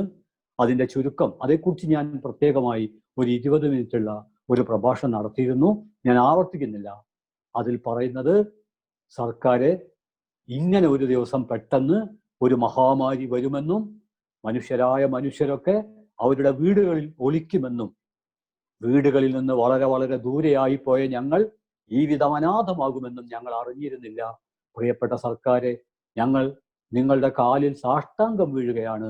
ഞങ്ങൾക്ക് കൊട്ടാരം വേണ്ട, ഞങ്ങൾക്ക് പണം വേണ്ട, ഞങ്ങൾക്ക് തൊഴിൽ വേണ്ട, ഞങ്ങളെ ഞങ്ങളുടെ കുടിലുകളിൽ എത്തിക്കാനുള്ള കരുണ കാണിക്കൂ സർക്കാരെ എന്ന് പറഞ്ഞുകൊണ്ട് കുടിയേറ്റ തൊഴിലാളികളുടെ കണ്ണുനീർ, ഒരു കടലിലും കൊള്ളാത്ത കണ്ണുനീർ കുത്തി ഒഴുകുകയാണ് ഉണ്ടായത്. ഞാൻ സൂചിപ്പിക്കുന്നത് ഭൂകമ്പവും കാട്ടുതീയും ചുഴലിക്കാറ്റും മാരക രോഗങ്ങളും എല്ലാ മനുഷ്യരെയും ബാധിക്കും. പക്ഷെ അതിൻ്റെ മുറിവ് ഏറ്റവും കൂടുതൽ അനുഭവിക്കേണ്ടി വരുന്നത് അടിത്തട്ടിലുള്ള മനുഷ്യരാണ്. ആ അടിത്തട്ടിലുള്ള മനുഷ്യരോട് ഐക്യപ്പെടുക എന്നുള്ളത്, മർദ്ദിതർക്കൊപ്പം നിൽക്കുക എന്നുള്ളത്, മനുഷ്യരാവുക എന്നതിൻ്റെ മുന്നുപാധിയാണ്. മറ്റൊരു പ്രഭാഷണത്തിൽ ആവർത്തിച്ചൊരു വാക്യം ഞാൻ ഇവിടെയും ആവർത്തിക്കുകയാണ്: മഹാമാരികൾ വരും പോകും, പക്ഷേ മനുഷ്യത്വം, മനുഷ്യന്റെ നീതിബോധം, മതനിരപേക്ഷത അത് നിരന്തരം വന്നുകൊണ്ടിരിക്കുകയല്ലാതെ ഒരിക്കലും പോവാൻ പാടില്ല.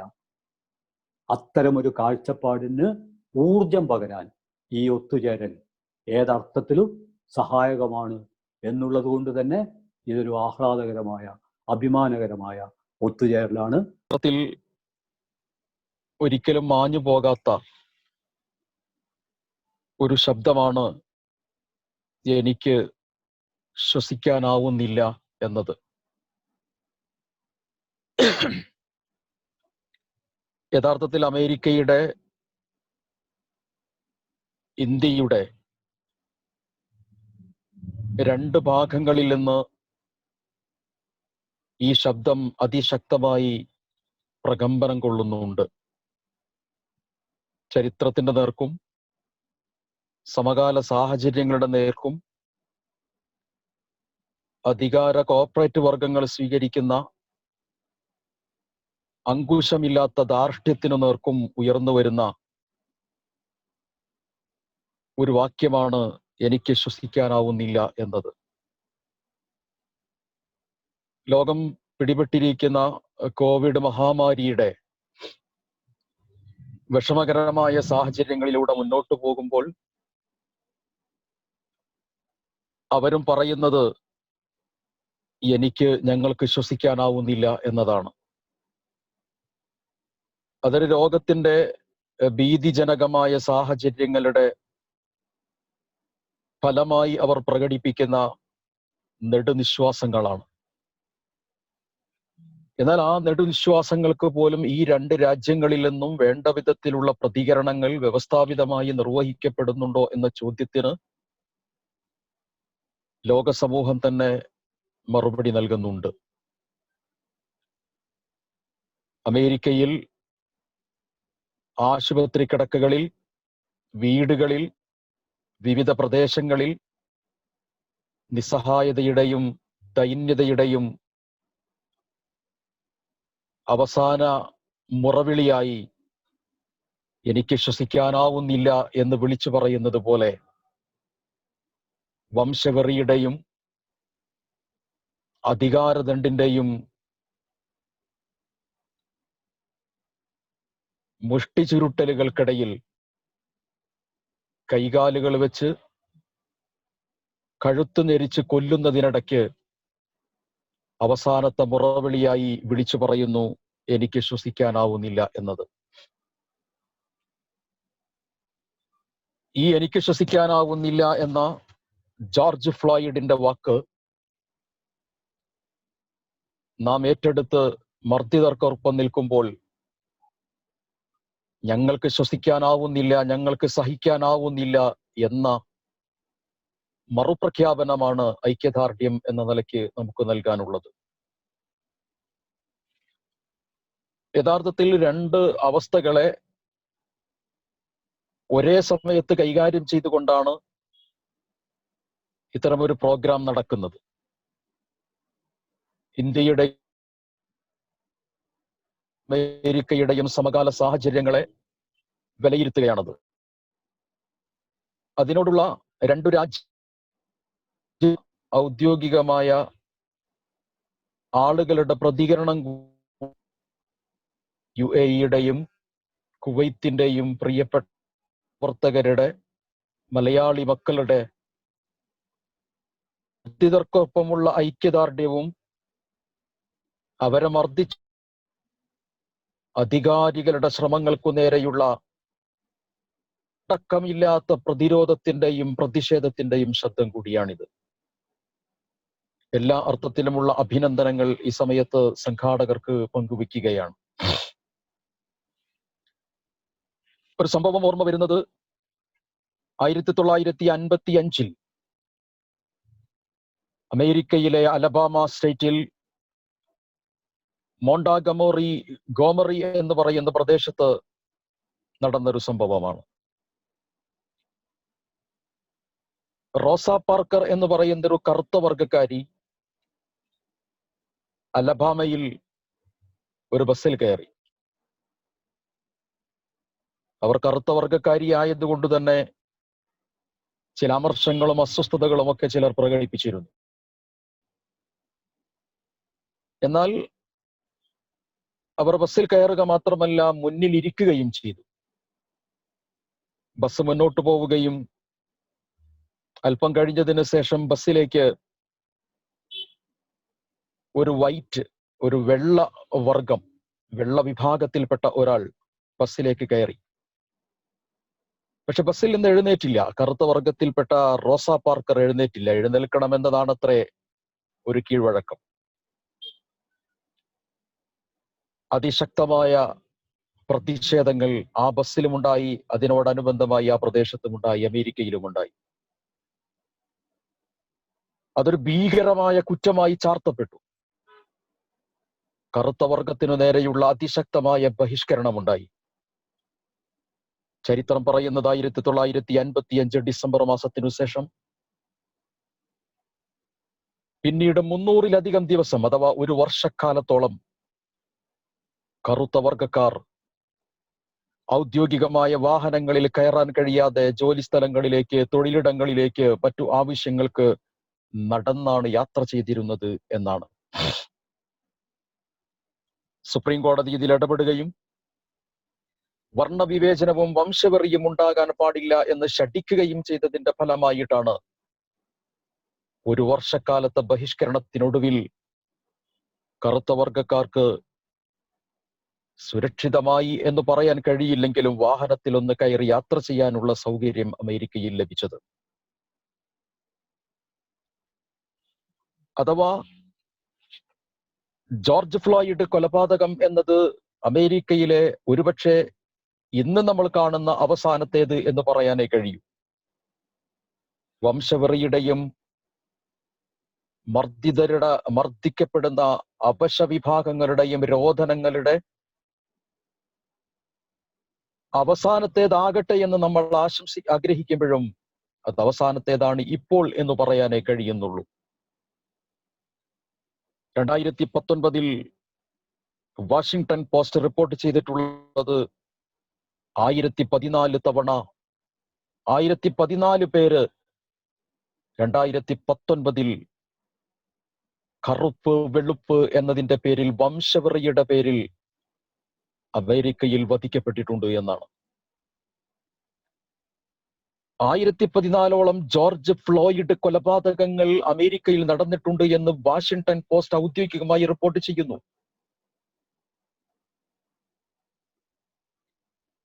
ഒരധികാരി ചെയ്തു കൂട്ടിയിട്ടുള്ള അത്യന്തം അപകടകരമായ ചില സാഹചര്യങ്ങൾ ഇന്നുള്ള കൊലപാതകത്തിൽ വായിക്കാൻ കഴിയുന്നുണ്ടെങ്കിലും ഇതിനു മുമ്പും ഇത്തരത്തിലുള്ള സംഭവങ്ങൾ നടന്നിട്ടുണ്ട് എന്നതിന് ഒത്തിരി തെളിവുകൾ നമുക്ക് കാണാൻ കഴിയും. ബ്രിട്ടീഷ് ഹിസ്റ്റോറിയനായ പോൾ കെന്നഡി അദ്ദേഹത്തിന്റെ the rise and fall of the great powers എന്ന് പറയുന്ന പുസ്തകത്തിൽ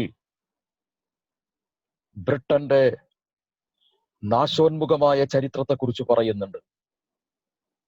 ലോകത്തിന്റെ ശാക്തിക ചേരിയിലേക്ക് കഴിഞ്ഞ കാലങ്ങളിൽ ചരിത്രത്തിൽ നടന്നു പോയിട്ടുള്ള ബ്രിട്ടൻ ഘട്ടം ഘട്ടമായി തകർച്ചയിലേക്ക് വരികയും ലോകത്തിന്റെ ശാക്തിക ചേരിയിൽ നിന്ന് ഉന്മൂലനം ചെയ്യപ്പെടുകയും ചെയ്ത ചരിത്രം നമുക്ക് കാണാൻ കഴിയും. അപ്രകാരം തന്നെ വംശവെറിയുടെയും വർഗീയതയുടെയും വിഭജനവാദത്തിന്റെയും ശക്തിയുടെ ദുരമൂർത്ത അധികാരിവർഗങ്ങൾ നിലനിൽക്കുന്ന അമേരിക്ക അങ്കുശമില്ലാത്ത അധികാര ധാർഷ്ട്യത്തിന്റെ പേരിൽ ബ്രിട്ടനെ പോലെ ലോകത്തിന്റെ ശാക്തിക ചേരിയിൽ നിന്ന് പിറകോട്ട് തള്ളപ്പെടും എന്ന് അദ്ദേഹം നിരീക്ഷിക്കുന്നുണ്ട്. അക്കാദമിസ്റ്റായിട്ടുള്ള കേണൽ വെസ്റ്റ് അദ്ദേഹത്തിന്റെ റൈസ് മാറ്റേഴ്സ് എന്ന് പറയുന്ന ഗ്രന്ഥത്തിൽ പോൾ കെന്നഡിയുടെ അഭിപ്രായത്തെ അതിശക്തമായി പിന്തുണക്കുക കൂടി ചെയ്തിട്ടുണ്ട്. ഞാൻ സൂചിപ്പിക്കുന്നത് അമേരിക്കയിൽ കറുത്ത വർഗത്തിൽപ്പെട്ട ആളുകൾ അടിച്ചമർത്തപ്പെടുന്ന സാഹചര്യം ഇന്നോ ഇന്നലെയോ ആരംഭിച്ചതല്ല. 1965 മൽക്കം എക്സ് വധിക്കപ്പെടുന്നത് ഇതിന്റെ പേരിലാണ്. മെയ് 26 ജോർജ് ഫ്ലോയിഡിനെ കൊല ചെയ്തു എന്നത് ഒരുപക്ഷെ നമ്മൾ കാണുന്നുണ്ടെങ്കിലും നേരത്തെ EN സാറ് സൂചിപ്പിച്ചിട്ടുള്ള മാർട്ടിൻ ലൂതർ കിങ്ങിന്റെ 1968 അദ്ദേഹം മരിക്കുന്നത് അല്ലെങ്കിൽ വധിക്കുന്നത് അദ്ദേഹത്തെ. അബ്രഹാം ലിങ്കൺ, ഇവരുടെയൊക്കെ ചരിത്രത്തിൽ ഉടനീളം അവരെന്തിനു വേണ്ടി നിലകൊണ്ടിട്ടുണ്ട്, അവരെന്താണ് പ്രവർത്തിച്ചത്, അവരുടെ മിഷൻ ദൗത്യം എന്തായിരുന്നു എന്നൊക്കെ പരിശോധിക്കുമ്പോൾ അമേരിക്കയിലെ വെളുത്ത വിഭാഗത്തിൽപ്പെട്ട ആളുകൾ ചെയ്തുകൊണ്ടിരിക്കുന്ന അല്ലെങ്കിൽ അതിലെ മുഖ്യധാരയിൽ നിൽക്കുന്ന ആളുകൾ ഔദ്യോഗികമായോ അല്ലാതെയോ ചെയ്തുകൊണ്ടിരിക്കുന്ന കറുത്ത വർഗത്തിന് നേരെയുള്ള അടിച്ചമർത്തലുകളുടെ ചരിത്രമാണ് അതിൽ കാണാൻ കഴിയുന്നത്. അമേരിക്കയുടെ 35ാമത്തെ പ്രസിഡന്റായിരുന്ന ജോൺ കെന്നഡി കറുത്തവർക്കും വെളുത്തവർക്കും ഇടയിൽ തുല്യ നിയമം പാസാക്കുന്നതുവരെ അമേരിക്കയിൽ അടിമക്കച്ചവടം ഉണ്ടായിരുന്നു. അടിമകളെ അതിശക്തമായി ഉപയോഗപ്പെടുത്തുന്ന ലൈംഗിക ചൂഷണങ്ങൾക്ക് വരെ വിധേയമാക്കുന്ന സംഭവങ്ങൾ ഉണ്ടായിരുന്നു. ഇത് ലോകത്തിന്റെ പൊതുവായൊരു സാഹചര്യമായി നമുക്ക് വിലയിരുത്താൻ കഴിയും. അങ്ങനെയുള്ളൊരു വിലയിരുത്തലിൽ നിലനിൽക്കുന്ന സാഹചര്യത്തിലാണ് അമേരിക്കയുടെയും ഇന്ത്യയുടെയും തത്തുല്യമായ ചില സംഭവങ്ങളെ കൂട്ടിവെച്ചുകൊണ്ട് ഈ ഐക്യദാർഢ്യ സമ്മേളനം നടക്കുന്നത്. റോമൻ ചക്രവർത്തി ആ രാജ്യം കത്തിയേരിയുന്ന സമയത്ത് വീണ വായിക്കുന്നത് പോലെ ഫ്രഞ്ച് രാജാവ് ലൂയിസ് 15 എനിക്ക് ശേഷം പ്രളയമാണ് എന്ന് പ്രഖ്യാപിച്ചതുപോലെ അത്യന്തം ഭീതിതമായ സാഹചര്യങ്ങളുമായി ഇന്ത്യയും അമേരിക്കയും മുന്നോട്ട് പോകുമ്പോൾ വീണ വായിക്കുന്ന എനിക്ക് ശേഷം പ്രളയമാണ് ഈ രാജ്യത്തുള്ളത് എന്ന് പറയുന്ന ഭരണാധികാരികളാണ് ഈ രണ്ടു രാജ്യങ്ങളിലും ഉള്ളത് എന്ന് സങ്കടത്തോടു കൂടി നമുക്ക് പറയേണ്ടി വരും. അതുകൊണ്ടാണ് മർദ്ദിതർക്കൊപ്പം മനുഷ്യർക്കൊപ്പം എന്ന പ്രമേയം പ്രസക്തമായി തീരുന്നത്. ഡെറിക്കിൾ ഷൗവിൻ അദ്ദേഹമാണല്ലോ ജോർജ് ഫ്ലോയിഡിനെ വധിക്കുന്നത്, ശ്വാസം മുട്ടിച്ചു കൊല്ലുന്നത്. 400-ലധികം വർഷത്തോളമായി അമേരിക്ക അനുഭവിക്കുന്ന വംശവെറിയുടെ അവസാനത്തെ ഇരയായിരുന്നു അദ്ദേഹം. 1854 വരെ അധികാരത്തിന്റെ കൃത്യമായ ഒത്താശയോട് കൂടിയിട്ടാണ് ഇത്തരം വിഭാഗത്തെ മർദ്ദിച്ചൊതുക്കിയത്. 1865 ഏപ്രിൽ 11 അമേരിക്കയിലുള്ള എല്ലാവർക്കും വോട്ടവകാശം ലഭിക്കുന്നത് വരെ ഒരു പരിധിവരെ ഇതവിടെ നിലനിന്നിരുന്നു. എന്നിരുന്നാലും ശരി, ജനാധിപത്യ അവകാശങ്ങൾ നിലനിൽക്കുന്ന സാഹചര്യമുണ്ടെങ്കിലും സമകാലത്ത് ഇപ്പോഴും ഇത്തരത്തിലുള്ള അരുങ്കൊലകൾ നടക്കുന്നു എന്നത് മനുഷ്യത്വമുള്ളവരുടെ കണ്ണു തള്ളിക്കുന്നതാണ്. മലയാളത്തിൽ ഒരു ചൊല്ലുണ്ട്, മഴ ചോർന്നാലും മരം പെയ്തുകൊണ്ടിരിക്കും എന്ന്.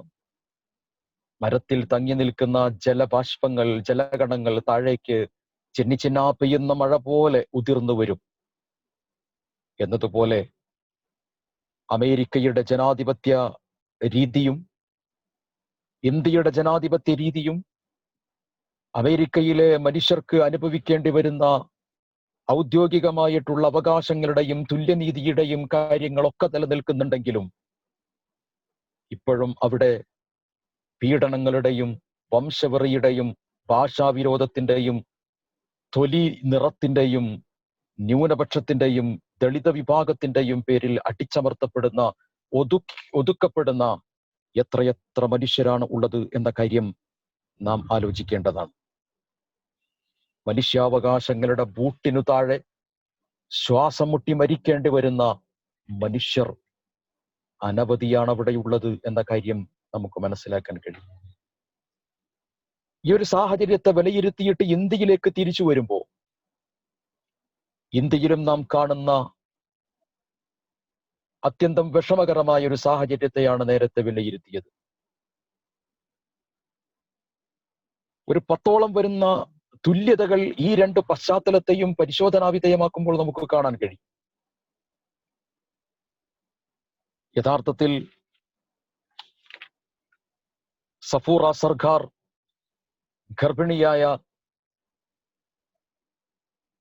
UAPAക്കെതിരെ പൗരത്വ ഭേദഗതി നിയമത്തിനെതിരെ അതിശക്തമായി നിലകൊണ്ടിട്ടുള്ള ഒരു ആക്ടിവിസ്റ്റാണ്, ഒരു ചെറുപ്പക്കാരിയാണ്.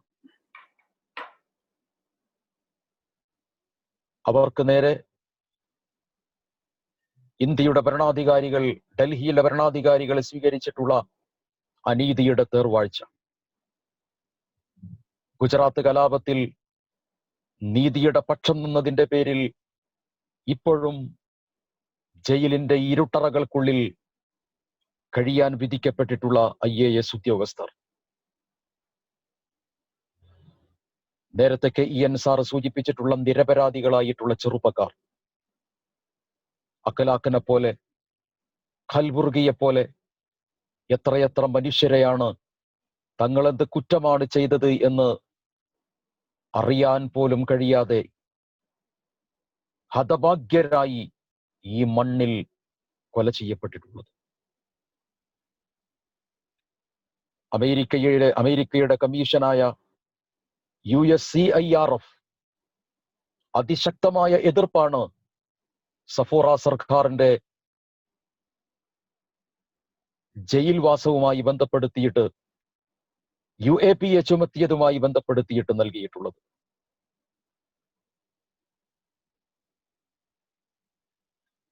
ഒരു വ്യക്തി മാത്രമല്ല, നേരത്തെ സൂചിപ്പിച്ചതുപോലെ ഡൽഹിയിൽ നടന്നിട്ടുള്ള പൗരത്വ ഭേദഗതി നിയമത്തിനെതിരുള്ള അതിശക്തമായ സമര പോരാട്ടമായിരുന്നു, വൈചാരികമായ സമര പോരാട്ടമായിരുന്നു ഷഹീൻ ബാഗ്.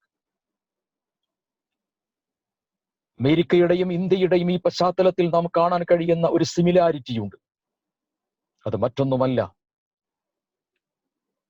പൗരാവകാശങ്ങൾക്ക് നേരെയുള്ള അതിശക്തമായ അധികാരി വർഗത്തിന്റെ തിട്ടൂരമാണ് ഇവിടെ രണ്ടു ഭാഗത്തും കാണുന്നത്. അതിശക്തമായ എതിർപ്പ് അധികാരി വർഗത്തിന്റെ ഭാഗത്ത് നിന്ന് നിലനിൽക്കുന്ന സാഹചര്യത്തിൽ പോലും നിഷ്പക്ഷരായ, ജനാധിപത്യ വിശ്വാസികളായ, മനുഷ്യസ്നേഹികളായ മർദ്ദിതർക്കൊപ്പം നിൽക്കുന്ന മഹാഭൂരിപക്ഷം വരുന്ന ആളുകൾ ഈ രണ്ടു ഘട്ടങ്ങളിലും ആ രാജ്യത്തിന്റെ ഭരണാധികാരികൾക്കും ആ രാജ്യത്തിന്റെ സംവിധാനങ്ങൾക്കുമെതിരിൽ പ്രതിഷേധത്തിന്റെ പടഹധ്വനി തീർത്തു എന്നതാണ്. അതൊരു ചെറിയ കാര്യമല്ല. ജോർജ് ഫ്ലോയിഡ് കൊലപാതകത്തിനെതിരെ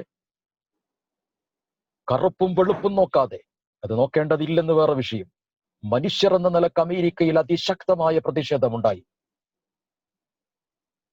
അല്പം മാന്യതയുടെ തരിമ്പ് അവശേഷിക്കുന്ന കൊലപാതകം ചെയ്തിട്ടുള്ള ആളുകളും അതിന് കൂട്ടുനിന്നിട്ടുള്ള ആളുകളും മാപ്പ് പറയുന്ന ഘട്ടത്തിലേക്കെങ്കിലും അമേരിക്കയിൽ എത്തി എന്നത് ഇന്ത്യൻ പശ്ചാത്തലത്തെ വിലയിരുത്തുമ്പോൾ ആശ്വാസത്തിന്റെ ഒരു ചെറിയ കണിക എന്ന് പറയാം.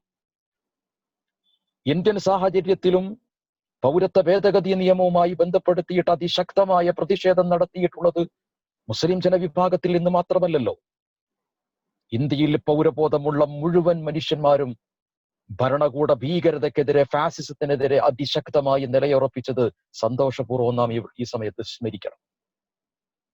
അമേരിക്കയിലും ഇന്ത്യയിലും പ്രതിഷേധത്തിന്റെ കനൽപദങ്ങൾ തീർക്കുന്നിടത്ത് മനുഷ്യർക്കൊപ്പം മർദ്ദിതർക്കൊപ്പം എന്ന് പറയുന്ന ഒരു സമാനതയെ നമുക്ക് വായിക്കാൻ കഴിയുന്നുണ്ട്. ദില്ലി കലാപം, അതിന് നേതൃത്വം കൊടുത്തിട്ടുള്ളത് സഫൂറ സർക്കാരാണ് എന്ന ഒരാരോപണം ഉന്നയിച്ചാണ് അവരെ അറസ്റ്റ് ചെയ്യുന്നത്. ഫെബ്രുവരി 22, 23 തീയതികളിൽ ദില്ലിയിലെ ജാഫ്രാബാദ് മെട്രോയിൽ നടന്നിട്ടുള്ള CAA വിരുദ്ധ കലാപത്തിന് നേതൃത്വം കൊടുത്തു എന്നതാണ് കുറ്റം. അങ്ങനെയാണെങ്കിൽ ഇന്ത്യയിൽ CAA വിരുദ്ധ അല്ലെങ്കിൽ ഇന്ത്യയുടെ ഏതെങ്കിലും ഒരു മനുഷ്യത്വരഹിതമായ ഭരണഘടനാ വിരുദ്ധമായ ഒരു നിയമത്തിനെതിരെ പ്രതിഷേധിക്കാനും പ്രതിരോധിക്കാനും ഭരണഘടന നൽകുന്ന അവകാശമാണ്.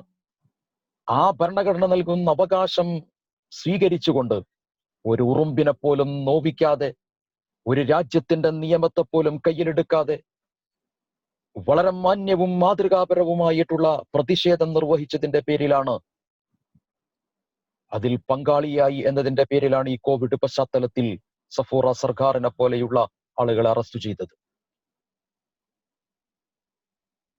സഫൂറ സർക്കാർ ഡൽഹിയിലെ ജയിലിലെ ഒറ്റമുറിയിൽ എന്തെടുക്കുകയായിരിക്കും ഇപ്പോൾ എന്നത് മനസാക്ഷിയുള്ള നമ്മൾ ആലോചിക്കേണ്ടതാണ്. അവൾ ഗർഭവതിയാണ്, ഗർഭിണിയാണ്.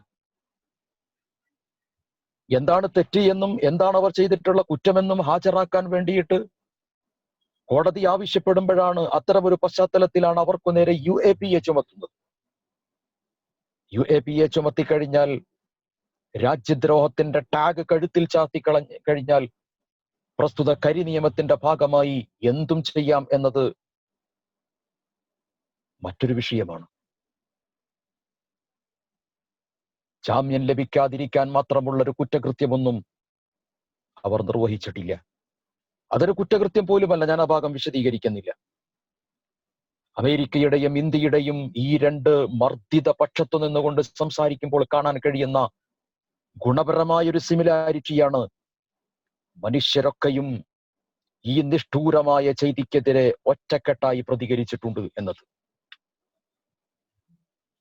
രണ്ടാമത്തേത്, അമേരിക്കയിലെ ജോർജ് ഫ്ലോയിഡിന്റെ കൊലപാതകവുമായി ബന്ധപ്പെടുത്തി അന്താരാഷ്ട്ര സംവിധാനങ്ങളും മനുഷ്യാവകാശ പ്രസ്ഥാനങ്ങളും അതിശക്തമായി പ്രതികരിച്ചു. അതേ പ്രതിഷേധം തന്നെ ഇന്ത്യയിൽ ഇന്ത്യയിൽ CAA NRCയുമായി ബന്ധപ്പെടുത്തിയിട്ടുള്ള പ്രതിഷേധ പ്രവർത്തനങ്ങളിൽ ബന്ധപ്പെട്ടും സർക്കാർ സ്വീകരിച്ചിട്ടുള്ള അടിച്ചമർത്തൽ നയത്തിനെതിരെ ഉണ്ടായിട്ടുണ്ട്. വിശിഷ്യ സഫൂറ സർക്കാരിനെ വിട്ടയക്കണമെന്ന് ആംനസ്റ്റി ഇന്റർനാഷണൽ ഇന്ത്യ ഗവൺമെന്റിനോട് ആവശ്യപ്പെട്ടിട്ടുണ്ട്. UN high commission for human rights Safoora സർക്കാരിനെ വിട്ടയക്കണമെന്ന ആവശ്യമുന്നയിച്ചിട്ടുണ്ട്. പക്ഷേ തങ്ങളുടെ നിരപരാധിത്വം വെളിപ്പെടുത്താനും ഭരണഘടനാപരമായിട്ടുള്ള തങ്ങളുടെ അവകാശ വിനിയോഗം മാത്രമാണ് നിർവഹിച്ചിട്ടുള്ളത് എന്നും നീതിയുടെ പക്ഷത്തുനിന്ന് നീതിന്യായ വ്യവസ്ഥയിൽ വിശ്വാസമർപ്പിച്ചുകൊണ്ട് ഒരു കോടതിയിൽ തെളിയിക്കാൻ ഒരു വക്കീലിനോട് സംസാരിക്കാൻ പോലുമുള്ള അവകാശമാണ് രാജ്യത്തിന്റെ ഭരണാധികാരികൾ സഫൂറ സർക്കാർ അടക്കമുള്ള ആളുകൾക്ക് നിഷേധിച്ചത്. ഈ ശക്തമായ ഫാസിസ്റ്റ് പ്രവർത്തനങ്ങൾക്കെതിരിൽ ലോകം മൗനം പാലിക്കരുത് എന്നതാണ് ഇത്തരം ഒരു പരിപാടിയുടെ ഉദ്ദേശം. മർദ്ദിതർ കേഴുകയാണ്. രണ്ടു രാജ്യത്തിലും മർദ്ദിതർ കേണുകൊണ്ടിരിക്കുന്നു. ആരാണ് ഈ മർദ്ദിതർ? സ്വാഭാവികമായും മർദ്ദിക്കപ്പെടുന്നത് നിരപരാധികളായിരിക്കും, അധസ്ഥിത വിഭാഗത്തിൽപ്പെട്ടവരായിരിക്കും, അവശരായിരിക്കും, അശരണരായിരിക്കും, പിന്നാക്ക ന്യൂനപക്ഷ ദളിത് വിഭാഗത്തിൽപ്പെട്ടവരാണ്. രണ്ടു രാജ്യങ്ങളിലും ഇത് നമുക്ക് കാണാം. മറ്റൊരു സമാനത എന്ന് പറയുന്നത് ഭരണകൂടത്തിന്റെ ഭീകരതയാണ്. ലോകത്തിൽ അന്താരാഷ്ട്ര കോടതികളും അന്താരാഷ്ട്ര സംവിധാനങ്ങളും UN ഉൾപ്പെടെയുള്ള മനുഷ്യാവകാശ ഔദ്യോഗിക ഏജൻസികളും വരെ ഭരണകൂട സർക്കാർ നീതിപൂർവകമായ സമീപനം സ്വീകരിക്കണമെന്ന് പറയുമ്പോൾ അധികാരത്തിന്റെ ദുരമൂർത്ത് ഭരണാധികാരികൾ പ്രതികരിക്കുന്നു. കൂടുതൽ കൂടുതൽ അടിച്ചമർത്തലുകളുടെ അധ്യായം ശ്രമിക്കുന്നത്. അമേരിക്കയിലും ഇന്ത്യയിലും ഭരണകൂട ഭീകരത അതിശക്തമാണ് എന്നർത്ഥം. രണ്ടു ഭാഗത്തും ാണ്. സഫൂർ സർക്കാരിനും അനുബന്ധരായിട്ടുള്ള ആളുകൾക്കും ലഭിക്കുന്നത് പൗരാവകാശ നിഷേധമാണ്. ജോർജ് ഫ്ലോയിഡിനെ പോലെയുള്ള 2019 1014 വരുന്ന കറുത്ത വിഭാഗം വധിക്കപ്പെട്ടിട്ടുണ്ടെങ്കിൽ അവർക്കും ലഭിക്കുന്നത് പൗരാവകാശ ലംഘനമാണ്. ആ പൗരാവകാശങ്ങൾ ഭരണഘടനാപരമായി അവർക്ക് അർഹപ്പെട്ടതാണ്. പ്രതികരിക്കാനും പ്രതിഷേധിക്കാനും ഭരണഘടനാപരമായി സ്വാതന്ത്ര്യമുള്ള സമയത്ത് തന്നെയാണ് ആ പൗരാവകാശത്തെ ഭരണാധികാരികൾ ഭരണകൂട ഭീകരത ഉപയോഗപ്പെടുത്തിക്കൊണ്ട് ചെയ്തുകൊണ്ടിരിക്കുന്നത്. നാലാമത്തേത് അനീതിയുടെ തേർവാഴ്ചയാണ് ഇവിടെ നടക്കുന്നത്. ഉറുമ്പിനെ നോവിച്ചിട്ടുള്ള ആളുകളെ രാജ്യദ്രോഹ കുറ്റത്തിന്റെ പേരിൽ ജയിലടക്കുമ്പോ കോടിക്കണക്കിന് മനുഷ്യരെ ചുട്ടുചാമ്പലാക്കിയ ആളുകൾ രാജ്യത്തിന്റെ സമാധാനത്തിന്റെ നോബൽ പ്രൈസ് വാങ്ങാൻ വേണ്ടി രംഗത്ത് വരും. ട്രെയിനിൽ യാത്ര ചെയ്യുമ്പോൾ 10 രൂപയുടെ ടിക്കറ്റ് എടുക്കാത്തതിന്റെ പേരിൽ അതൊരു തെറ്റായ പ്രവണതയാണ്, തെറ്റാണ്, ശിക്ഷിക്കേണ്ടത് തന്നെയാണ്. പക്ഷെ 10 രൂപയുടെ ടിക്കറ്റ് എടുക്കാത്തതിന്റെ പേരിൽ ശക്തമായ നിയമ നടപടികൾ സ്വീകരിക്കുന്നു പാവപ്പെട്ടവരോട്. 1000 കോടിയും 10,000 കോടിയും രാജ്യത്തിന്റെ സ്വത്ത് വെട്ടിപ്പ് നടത്തി ഒന്നുകിൽ രാജ്യത്തോ അല്ലെങ്കിൽ രാജ്യത്തിന്റെ പുറത്തോ വിഹരിക്കുന്ന വലിയ വലിയ അധോലോക കൊള്ള സംഘങ്ങളെ അവർ കോർപ്പറേറ്റുകളാണ് എന്നതിന്റെ പേരിൽ സംരക്ഷിക്കുകയും ചെയ്യും. അനീതിയുടെ തേർവാഴ്ച ഈ 2 രാജ്യങ്ങളിലും നാം കാണുന്നുണ്ട്. അങ്കുശമില്ലാത്ത അധികാരത്തിന്റെ ഹുങ്ക് ഈ 2 രാജ്യങ്ങളിലും നാം കാണുന്നുണ്ട്. പരസ്പരം സൗഹാർദ്ദങ്ങളും പരസ്പരം സ്നേഹവാക്കുകളും പങ്കുവെക്കുന്നത് ഒരുപക്ഷെ 2 രാജ്യങ്ങൾ തമ്മിലുള്ള സൗഹൃദത്തിന് നല്ലതാണ്, ആവശ്യമാണ്. പക്ഷേ എങ്ങനെയാണ് ഒരേ തൂവൽ പക്ഷികളായി 2 രാജ്യത്തിന്റെയും അധികാരികൾ മാറുന്നത് എന്നത് ചരിത്രത്തിലൂടെ പഠിക്കേണ്ടതും ആണ്. പരസ്പരമുള്ള സൗഹൃദ സംഭാഷണങ്ങൾക്കപ്പുറത്ത്, സൗഹൃദ കൂടിക്കാഴ്ചകൾക്കപ്പുറത്ത് തുല്യ വികാരങ്ങളും തുല്യ സമീപനങ്ങളും സ്വീകരിക്കുന്ന രാജ്യത്തിന്റെ അധികാരികളാണോ ഇവരെന്ന് സംശയിച്ചു പോവുകയാണ്. എല്ലാവരും എതിർത്തിട്ടും തിരുത്തുന്നില്ല എന്ന 6ാമത്തെ സിമിലാരിറ്റി, പ്രതികരണങ്ങൾ തച്ചുകെടുത്തുന്നു എന്ന 7ാമത്തെ തുല്യത, ന്യൂനപക്ഷ വിഭാഗങ്ങൾക്ക് നേരെയുള്ള അടിച്ചമർത്തൽ ഉണ്ടാകുമ്പോൾ അതിനെതിരിൽ പ്രതികരിക്കുന്ന ആളുകളെ നിയമത്തിന്റെ ദണ്ഡുപയോഗിച്ചുകൊണ്ട് എതിർക്കുകയാണ് ചെയ്യുന്നത്.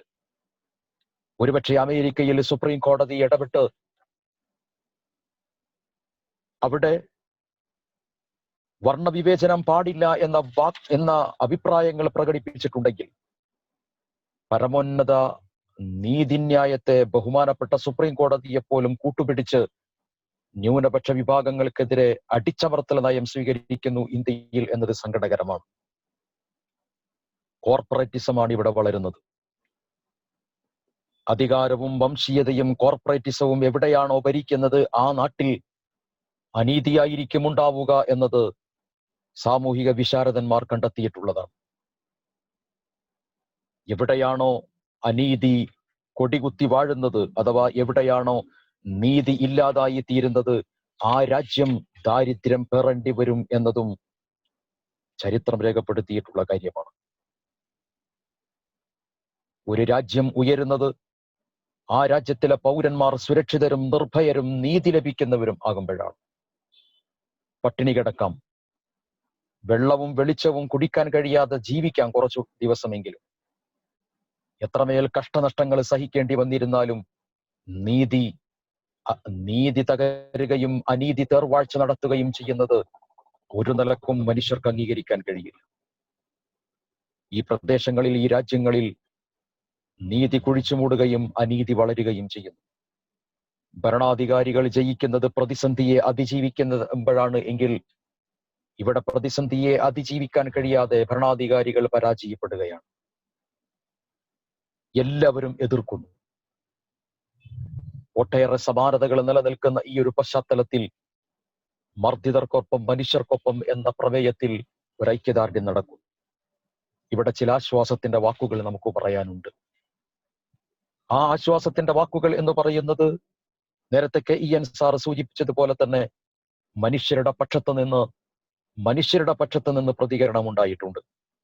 മതം നോക്കാതെ, ജാതി നോക്കാതെ, ജന്മം നോക്കാതെ, വർഗം നോക്കാതെ, ജനവിഭാഗങ്ങൾ നോക്കാതെ ആർക്ക് നേരെയാണ് നിയമങ്ങൾ കൊണ്ടുവന്നിട്ടുള്ളത് എന്ന് പരിഗണിക്കാതെ ഭരണഘടനയ്ക്കും പൗരാവകാശത്തിനും നേരെയുള്ള വെല്ലുവിളിയാണ് എന്ന് മനസ്സിലാക്കിക്കൊണ്ട് ഇന്ത്യയിലെ ജനങ്ങൾ പ്രതികരിച്ചു.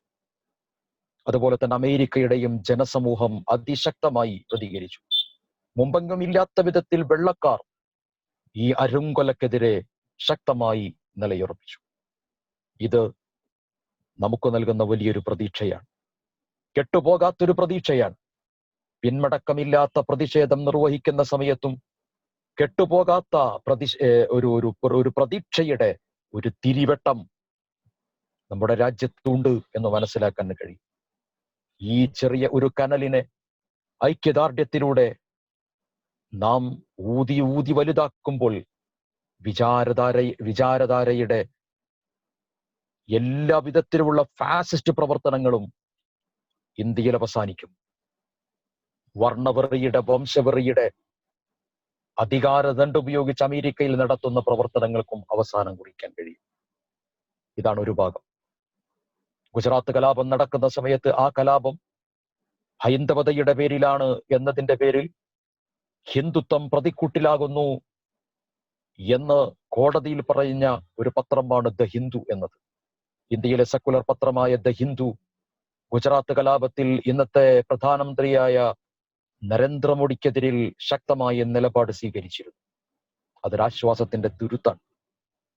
രജീന്ദ്ര സച്ചാർ അദ്ദേഹത്തിന്റെ കമ്മീഷൻ റിപ്പോർട്ടിൽ ഇന്ത്യയിൽ അനുഭവിക്കുന്ന ന്യൂനപക്ഷങ്ങളുടെ വേദനയെക്കുറിച്ചും കഷ്ടപ്പാടുകളെക്കുറിച്ചും പരിഹാര മാർഗങ്ങളെക്കുറിച്ചും പറയുന്നു. വിശിഷ്യ മുസ്ലിങ്ങളുടെ ബാബരി മസ്ജിദിന്റെ തകർച്ചയ്ക്ക് കാരണമാകുന്ന കരസേവകരോട് നിങ്ങളൊരിക്കലും ഒരു ആരാധനാ കേന്ദ്രത്തെ, അത് പള്ളിയാകട്ടെ ക്ഷേത്രമാകട്ടെ, നിങ്ങളൊരിക്കലും തകർക്കുന്നത് രാമൻ ഇഷ്ടപ്പെടുകയില്ല, നിങ്ങൾ അങ്ങോട്ട് പോകരുതെന്ന് പറഞ്ഞ് കരസേവകരെ തടുത്തു നിർത്തിയിട്ടുള്ള രാമജന്മഭൂമി ക്ഷേത്രത്തിലെ പൂജാരിയായിരുന്ന, മരണപ്പെട്ടു അദ്ദേഹം, മഹന്തിലാൽ ദാസ്, സന്യാസി വര്യനാണ് അദ്ദേഹം. ഇങ്ങനെ ഇന്ത്യയുടെ സാഹചര്യത്തിൽ ഒരുപാട് അനുകൂലമായ അല്ലെങ്കിൽ ആശ്വാസത്തിന്റെ, പ്രതീക്ഷയുടെ, നന്മയുടെ പക്ഷത്തും ഭരണഘടനയുടെ പക്ഷത്തും നീതിയുടെ പക്ഷത്തും മർദ്ദിതർക്കൊപ്പവും മനുഷ്യർക്കൊപ്പവും നിന്ന് പ്രതികരിക്കാൻ കഴിയുന്ന ആളുകളുണ്ട് എന്ന ആശ്വാസമാണ് ഈ സമയത്ത് നമ്മുടെ മുമ്പിലുള്ളത്. അതിനെ വളർത്തിയെടുക്കാൻ നമുക്ക് കഴിയണം. 2, തീർച്ചയായും സ്വാഗത ഭാഷണത്തിൽ സൂചിപ്പിച്ചതുപോലെ ഒരു പ്രത്യയശാസ്ത്രം, ഒരു ആദർശം എന്ന നിലയ്ക്ക് ഇസ്ലാം മർദ്ദിതർക്കൊപ്പമാണ് നിന്നത്.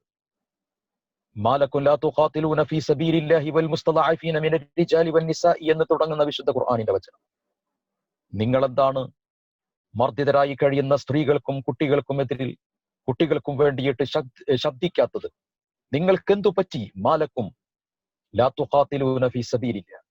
ധർമ്മപാതയിൽ സമരങ്ങളുമായി, ധാർമ്മിക സമരങ്ങളുമായി നിങ്ങൾ എന്തുകൊണ്ടാണ് മുന്നോട്ട് വരാത്തത് എന്ന് വിശ്വാസികളോട് വിശുദ്ധ ഖുർആൻ ചോദിക്കുന്നുണ്ട്. ആ ചോദ്യത്തിന്റെ ഉത്തരം തേടുക എന്നത് മർദ്ദിതർക്കൊപ്പം നിന്ന് ഒരു ചെറുനാക്കെങ്കിലും അനക്കാനുള്ള, പ്രതിഷേധത്തിന്റെ ഒരു ചെറുവാക്കെങ്കിലും ഉച്ചരിക്കാനുള്ള, ഒരു പതുങ്ങിയതോ അടങ്ങിയതോ ആയ ഒരു ശബ്ദമെങ്കിലും പറയാനുള്ളത് വിശ്വാസത്തിന്റെ ഭാഗമായി പ്രതിഫലിക്കണം എന്നതാണ് ഖുർആൻ ആവശ്യപ്പെടുന്നത്.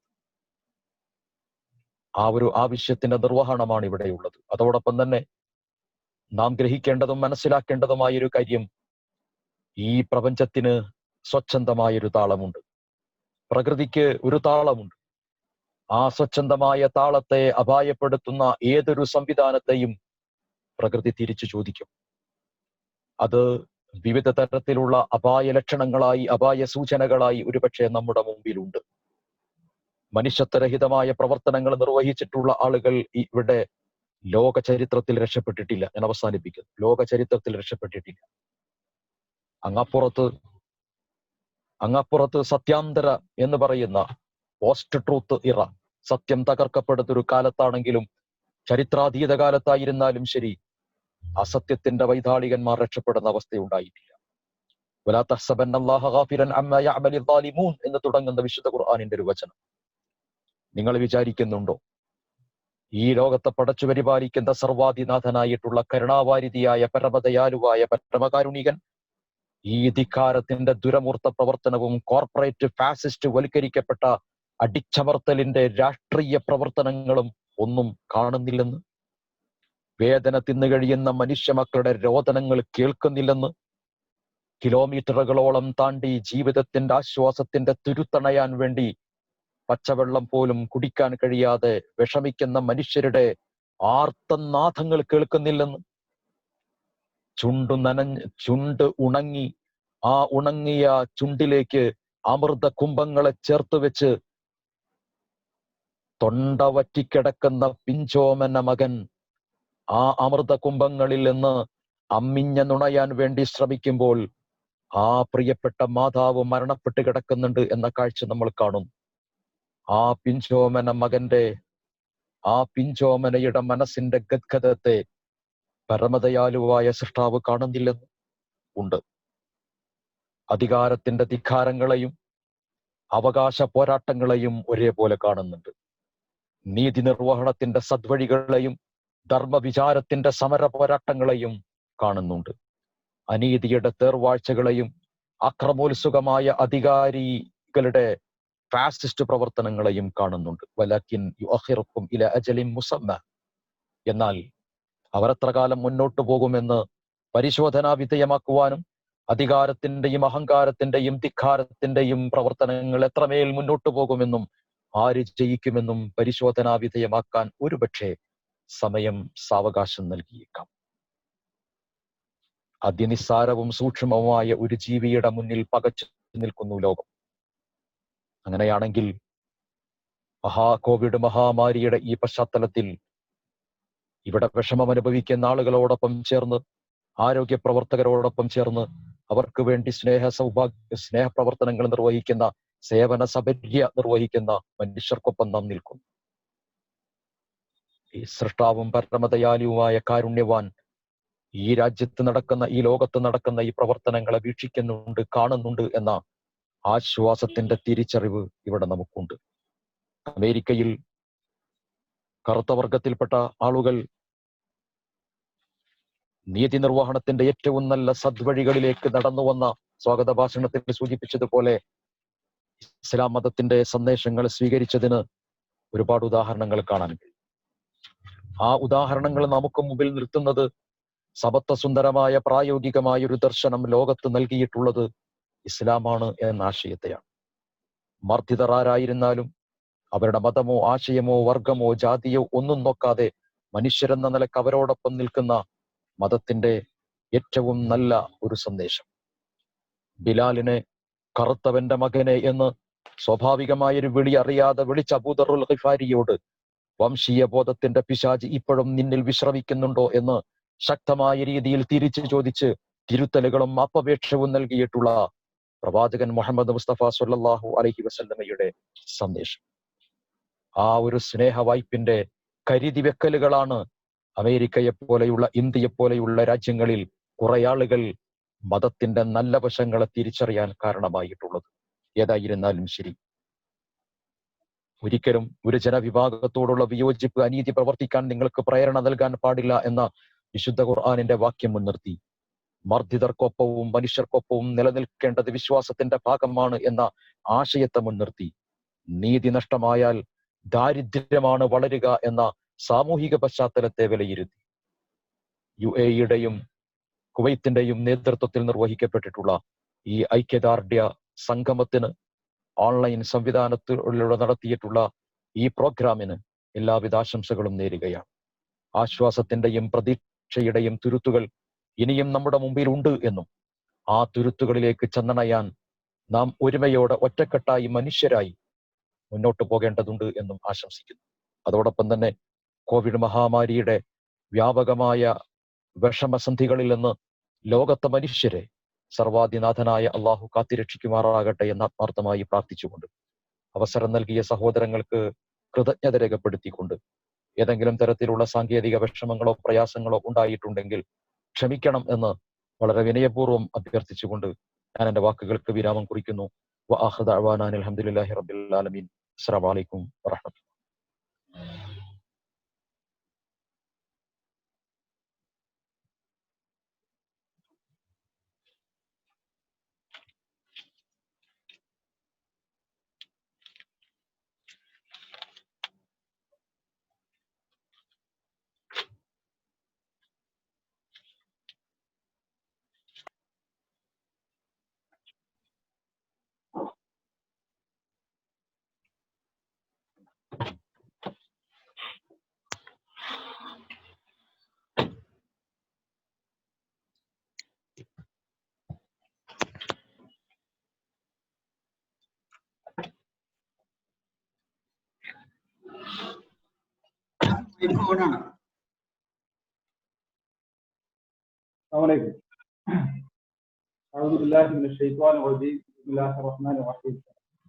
ആദരണീയരായ സഹോദരങ്ങൾ, വളരെ പ്രശസ്തമായ കാലികമായ വിഷയത്തിലുള്ള പ്രമേയത്തിലുള്ള ഒരു ചർച്ച ഇവിടെ ഇന്ന് താൽക്കാലികമായിട്ട് അവസാനിക്കും. രണ്ട് പ്രഗത്ഭരായ പ്രഭാഷകർ നമുക്ക് വേണ്ടി നൽകിയിട്ടുള്ള സന്ദേശങ്ങൾ, ബഹുമാന്യനായ പണ്ഡിതൻ, ചിന്തകൻ, എഴുത്തുകാരൻ, സാമൂഹ്യ രംഗത്തെ ഏറ്റവും വ്യക്തമായ രൂപത്തിൽ ഏത് സമയവും സന്നദ്ധത പ്രകടിപ്പിച്ചുകൊണ്ടും സാന്നിധ്യം തെളിയിച്ചുകൊണ്ടും നമുക്ക് കൃത്യമായ വിശദീകരണം നൽകിയ അതോടൊപ്പം തന്നെ നമ്മുടെ യുവ ശബ്ദമായ ഇസ്ലാഹി പ്രസ്ഥാനത്തിന്റെ ശക്തമായ വിഭവയായ ഡോക്ടർ ജാബിർ അമാനി, ഈ രണ്ടുപേരും ഇന്ന് നമുക്ക് വേണ്ടി ചെലവഴിച്ച സമയവും നമുക്ക് വേണ്ടി നൽകിയിട്ടുള്ള വിശദീകരണങ്ങളും ഒരു വലിയൊരു പ്രസ്ഥാനത്തിന്റെ, വലിയൊരു പ്രക്ഷോഭത്തിന്റെ കൃത്യമായ ഒരു താങ്ങായിക്കൊണ്ടും തണലായിക്കൊണ്ടും നാം മാറേണ്ടതുണ്ട് എന്നുള്ള ഒരു സന്ദേശമാണ്. നമ്മെ സംബന്ധിച്ചിടത്തോളം ഇന്ത്യയിൽ വളരെ വ്യക്തമായ രൂപത്തിൽ തന്നെ രംഗത്തേക്ക് പുറത്ത് സമൂഹത്തിന്റെ ആവശ്യങ്ങൾക്ക് വേണ്ടി ഇറങ്ങിത്തിരിക്കാൻ സമൂഹം തയ്യാറായിട്ടുണ്ട്, സാധാരണക്കാർ തയ്യാറായിട്ടുണ്ട്. അതിൽ ഏറ്റവും മുൻപന്തിയിൽ നമുക്ക് മാതൃക കാട്ടിയിരുന്നത് വിദ്യാർത്ഥികളാണ്. ഈ വിദ്യാർത്ഥി നേതാക്കന്മാർ നമുക്ക് നടക്കുകയും അവർക്ക് പിന്നാലെ സമൂഹം ശക്തമായിട്ട് ഇറങ്ങുകയും ചെയ്തു. അതേ വിദ്യാർത്ഥി സമൂഹത്തെയാണ് ഇന്നത്തെ ഇന്ത്യൻ ഭരണകൂടം വളരെ വേദനാജനകമായ രൂപത്തിൽ ചൂഷണം ചെയ്യുകയും UAPA പോലെയുള്ള മാരകമായ നിയമങ്ങൾ നൽകിക്കൊണ്ട് അവരുടെ മേലെ ചുമത്തിക്കൊണ്ട് പീഡിപ്പിക്കുകയും ചെയ്യുന്ന വളരെ ദുഃഖകരമായ ഒരു അവസ്ഥ. അതുകൊണ്ട് തന്നെയാണ് ഈ ഒരു സാഹചര്യത്തിൽ നമുക്കായി രംഗത്തിറങ്ങിയ, നമുക്കായി പലതും ത്യജിച്ചുകൊണ്ട് സമൂഹത്തിന്റെ സമരത്തിന്റെ മുൻനിരയിൽ നിന്നിട്ടുള്ള ഈ സമൂഹത്തെ, ഈ ഒരു ജനതയെ സപ്പോർട്ട് ചെയ്യുക, അവരോട് ഐക്യദാർഢ്യം പ്രഖ്യാപിക്കുക. ജയിലറകൾക്കുള്ളിലാണെങ്കിൽ പോലും പുറത്തുള്ള ഈ സമൂഹം അവർക്ക് പരിമിതമായ സൗകര്യങ്ങൾ വെച്ചുകൊണ്ടാണെങ്കിൽ പോലും അവരോടൊപ്പം ഉണ്ട് എന്നുള്ള കൃത്യമായ ഒരു ഐക്യദാർഢ്യം നൽകുക എന്നുള്ളതാണ് ഈ പ്രോഗ്രാമിന്റെ ഉദ്ദേശം.